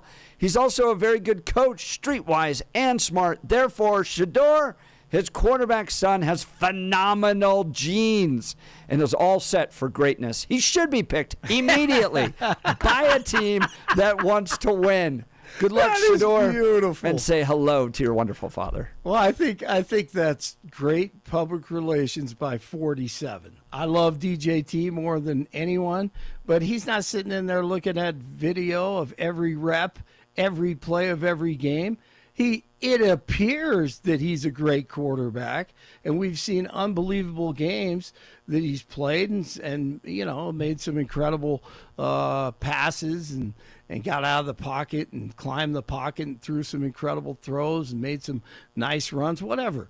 But the bottom line is he's not looking at video, hours and hours and hours of coaches' video and evaluating. I don't know. Shedeur. I definitely would have taken Tebow. I would have taken Shedeur. I just feel like when you're building a team, it's like the talk on the street, everyone following it. Now you got Sanders. All that matters. You got to build bigger than just a guy that can throw in a pocket. Right now, look, if he was a slam dunk, I mean, it was like clear. Yeah. Like he lost 2 games. He won a national championship. No one could get to him. He could get out of the pocket. His pass, his completion percentage was off the charts. He was unbelievable. Okay, they may deal with this. I mean, teams dealt with primetime with Deion when he came out of Florida State. They knew he was going to be a distraction. However, he shut down half the field at corner. He was the greatest corner of all time. Shedeur Sanders doesn't appear to be the greatest quarterback quarterback of all time right now, or will be. Maybe he'll turn out to be that. But I don't blame any of these teams for doing what they did. Yep. It's their organization. They're paying the money, and you don't win with all that, man. It'll come back and bite you in the butt. Well, I'm telling you, Cam Eric Ward is a Manning real agreeing deal. with you, Mary from Wyoming, lots of people agreeing with you here today. Well, Blake, thanks for thanks. sticking around a little bit. Hey, if Yeah, Eric, thanks, my friend. If Eric and Mary agreed with me, I feel good about my day ahead. That's great, Thanks, guys. Excellent. All Thank you right, so much, thank Blake. you, Blake Olson. All right, we've got a lot to get to. Phone calls coming in. Join the conversation, 303-696-1971. 303-696-1971, or text us on the Dan Caplis Law text line at 720-819-5115. Would you have picked Shador, Sanders early on? If you had the chance, was the prank call inappropriate? Is this all good and going to humble Shador in the right way? Do you agree with Trump? What's wrong with these NFL owners? Are they stupid? We'll get to all of this and more. But, Bill, tell us a little bit about the Wound Care Associates of Colorado. Yeah, I want to talk to you about Wound Care Associates of Colorado, a wonderful advertiser here on the show, and they're changing the game here in Colorado when dealing with slow-healing cuts, diabetic ulcers, pressure sores. Yeah, I know. You're like, that doesn't sound like a very big deal. It actually is a very big deal. Jennifer Walker, who founded Wound Care Associates of Colorado right here in our state, lost her uncle not because of his comorbidities of neuropathy or diabetes, but because of a small cut on his toe. Yes, that's what ended up taking her uncle's life. Here's what happened. Obviously, he had other medical conditions, just like maybe you or someone in your family does, and they were focusing on those. That little cut, that was a minor annoyance. It'll heal eventually. You know things take longer to heal as you get older, right? Right. But however, as long as that torn skin and tissue is still torn, it allows dirt, germs, and bacteria access to your body. Jennifer Walker's uncle got an infection because of that small cut on his toe. By the time he sought medical care, the infection had progressed to a level where they needed to amputate. But the story doesn't get better. After the amputation, the infection actually had spread so far into the rest of his organs and tissue, it took his life a short time later. It was the small cut on his toe, not the other things that he was dealing with, that ended up ending his life. That's when Jennifer Walker decided nobody else in Colorado is going to have to ever deal with something like this, so she founds Wound Care Associates of Colorado. Here's the cool thing. They guarantee improved healing outcomes. They are going to promote faster healing, meaning your torn skin and tissue isn't going to be open to let that dirt, germs, and bacteria inside. It's what did in Jennifer Walker's uncle, and it was something that my aunt dealt with as well when she was alive. You don't want to mess around with it. You do want improved healing outcomes, and the cool thing is with Wound Care Associates of Colorado, they are doing the house call thingy. Yeah, you put up an appointment with them at coloradowound.com. Contact them at coloradowound.com. They ask you where you are. They don't tell you where their office is. They ask about your location and when they can come see you.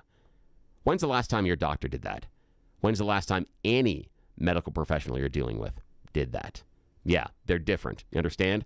So coloradowound.com, coloradowound.com. Better healing outcomes, and they'll do it in the comfort, care, and privacy of your own home. This is a game changer for anybody in your family that has problems with mobility. Maybe they're in a retirement community. Maybe they're in some sort of an assisted living facility. Maybe they just have problems getting around town because of other things they're dealing with. Wound Care Associates of Colorado is going to take care of them, and they're going to do it at a level nobody else does. coloradowound.com, coloradowound.com, because they will come to their location and take care of them. Reach out to Wound Care Associates of Colorado today and tell them you heard about them here on the Jeff and Bill Show. coloradowound.com, coloradowound.com. Hang with us, Fred. You are up next. This is Denver's Talk Leader, News Talk 710, KNUS.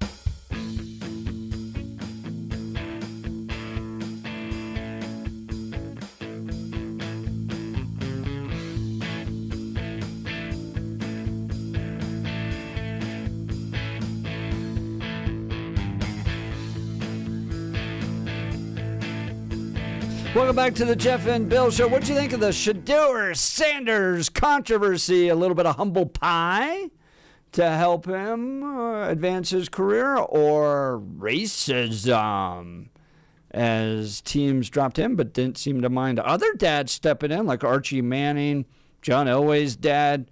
What do you think? Let's go to the phone lines. Fred in Longmont. Good morning, Fred. You're on the Jeff and Bill Show. Morning. Morning, guys.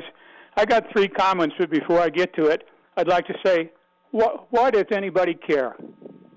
He's not your kid. He didn't play at my university. You know, they're making a big deal out of somebody who's not that important in the world. But my 3 points are this. The NFL, president if Adolf Hitler was the best quarterback, they'd draft him. So they'll go for the best player by position. Number 1. Number 2, you guys are all seeming to forget. He happened to have a guy who won the Heisman Trophy by the name of Hunter. And it was Hunter who made Shedeur look a lot better than he probably really was in reality. And number 3, the number 1 draft pick, who was, by the way, a quarterback, was Cam Ward out of Florida State, who happens to be black. Or you don't think that the reason they're ignoring Deion Sanders and him pushing Shedeur is because Deion and Shedeur are black?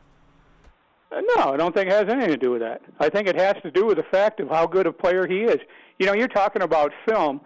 Everybody always sees the highlights on ESPN or Channel 9 or whatever local station is. They see all the great plays he makes, but they don't see all the crappy plays he makes. Now, I got a question for you, Frank. What about the fact that going into this draft, Shedeur was, at least by the people that do the ranking systems, rank him as the 2nd best quarterback in the draft, yet he ends up going 6th. Well, I'll give you an example. Will Johnson out of Michigan was considered the best cornerback in the draft, the number 1 choice by just about every so-called prognosticator. He fell down to like the 4th or 5th round because they felt that he had injury issues. So these guys like Mel Kiper and all that sit around and tell you and tell me, you know, who's going to do this, who's going to do that. You know, I see these on the internet. This guy says, oh, this is going to be the top draft. They don't know any more about football than I do, and I know something about football. But I wouldn't stand around and tell you guys, oh, well, he's the best. The teams who do the evaluation, they know. And, you know, Billy, you made a good point earlier on. Tom Brady was selected in the 6th round, and look at who he became. Now, look at all the teams that had a chance to draft Tom Brady before that and didn't. Now, here's the thing, Fred, is that I had this conversation with my oldest while Shedeur was dropping, is we kept talking about if you could pick a place for him to go, where would you put him in, you know, given talent, given opportunity, given franchise. And the weird thing is that both my son and I settled on Cleveland. And oddly, we settled on Cleveland, one, because it has been a horrible franchise that needs a savior, and he has a chance to break that quarterback curse. But also, most importantly, isn't a hell of a lot of trouble to get into in Cleveland. It's very difficult. You know, if you're going through mini camp and you're going through the course of the season and the grind, it's not like being in L.A. or Miami or New Orleans, in which the nightlife and the availability to find the, you know, pliable young women with all the money. There aren't as many opportunities. That group isn't necessarily as prominent inside of Cleveland. What do you think about the idea that Sanders landed maybe in exactly the right place for him? You know, Billy, I won't answer that because I'm not qualified. But I will tell you something about Cleveland. Does the name Johnny Manziel mean anything? Yeah. Well, look at how good he did, and they took him at the top of the list. You know, there have been a lot of guys who came out of college. Yeah, and that's the thing, is he flamed out there, and that was the thing that we were talking about, because he did find a way to party away his first couple of years inside of Cleveland. So if you want to put in the effort, yeah, you can do it. You can do it. Fred, I appreciate the call. Thanks it. so much. Fred's line will be open, 303-696-1971. Guys, let's talk about your hair. If you're losing it and desire to have it back, then advanced hair restoration is the easiest guaranteed solution. Their simple one-day treatment offers life-changing results. I've seen it with my own eyes. Guys, it's not magic, but close to it. They put hair where you need it the most, and bam, it grows. It's actually science. Advanced Hair has it all. top-rated Dr. Tanya Paul's modern technology, and best of all, you get your own natural hair growing the very next day. Advanced Hair even guarantees it will grow for life. So schedule your free consultation now at 720-459-HAIR. 720-459-HAIR. If you qualify, you'll get $250 off and 250 free hair grafts. Advanced Hair is the winner of Westward's Best of Denver and has changed the lives of tens of thousands of people. In fact, winner 2 years in a row, Best of Denver, according to Westward. So don't wait. Check out their before and afters online for yourself. 720-459-HAIR, 720-459-HAIR, or advancedhair.com, advancedhair.com. All right, we'll continue with your phone calls and texts. Dwayne, you're up next. You're listening to the Jeff and Bill Show. This is Denver's Talk Leader, News Talk 710 KNUS.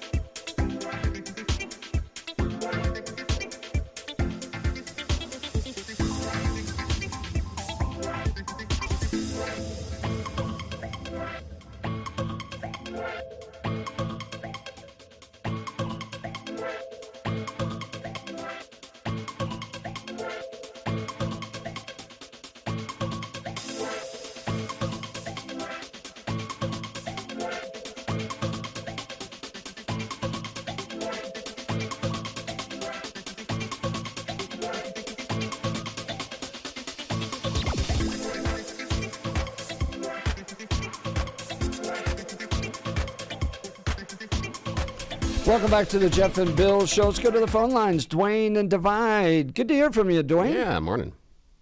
Hi, guys. How you all doing? I'm busy. So I just want to sit there and say I was not after hours. Oh, you're kind of breaking up on Well, us. So you're not at the club. You were not at the club in Colorado Springs. That's good to know. We were worried about you. Not in I popped into the Oh, no. Dwayne. We're on a bad connection, We're on a bad Dwayne. connection. It keeps breaking up on us. It wasn't like that off the air. Call us tomorrow. I'm so sorry. Oh, that sucks. Yeah, we're just running out of time Yeah, today. oh, that stinks. If you missed the show, we had one of the hottest interviews you could get. And while Jonathon is a handsome man, I wouldn't put him in the hot category just because of his looks. But it was one of the hottest interviews in the sense that we got the guy that was behind the raids down in Colorado Springs. Yeah, he joined us this morning. The guy that was in charge of setting up 300 DEA agents, Colorado Springs Police, and Arapahoe County Police, even getting immigration to let him borrow a Predator drone. Yes, we found out the Predator drone was used in the bust in Colorado Springs. That's next level. That's cool. That is very cool. Jonathon Pullen, Special Agent in Charge, DEA, Rocky Mountain Division, joining the Jeff and Bill Show. So if you missed that, go check out the podcast. We had some pastors debating with Billy. That was cool. They were over the fantastic. transgender bill and transgenderism in general, all that stuff. It was good. It was a nice conversation where we found commonality, but also found disagreement, but did it in a wonderful, respectful way. And I like how they came after it. Yeah, and I like how they came at the issue. They came at the issue in a very clever, very open, and I believe very intellectually honest way. It was a good conversation. If you missed it, go back and listen to the 8 o'clock hour. It was awesome. So all of that, and then Rose Pugliese joined us, the top Republican in the House of Representatives here in Colorado, on what the next 10 days or so is going to look like. That's until session finally wraps up. Bill, I don't want to break your heart, but there are states that only meet every other year to write laws to ruin their state. Oh. We meet every year. There is that we could just not meet. Did you know that? That would be great. Although the only caveat to that, I think it's a great idea until you get into something like the dumbassery that the Democrats did about the decriminalization of possession of fentanyl. That I don't want to wait 18 months to fix that. Now, granted, they took them way too long to fix it in the first place. But the idea of, well, guys, we can't do it. And since we are such a blue state right now, the last thing I would think that any conservative-leaning, unaffiliated, or especially Republican would think is, yeah, let's the Democrats pass bills and let's not be able to do anything about it for another year. Be like, The flip side, though, is pass dumb bill. Yes. Push the line up further, come back in 10 months, push line further again. Yeah, exactly. The idea, and it's a great conversation when you're talking about those dumb, stupid, safe injection sites. Yes. Yeah, making them wait every 2 years rather than every 12 months would be, it gets some merit there. All right. If you missed any of the show, go to 710knus.com to download the podcast. We'll be back again tomorrow, kicking off the week for you. You've been listening to The Jeff and Bill Show. This is Denver's talk leader. We are News Talk 710 KNUS.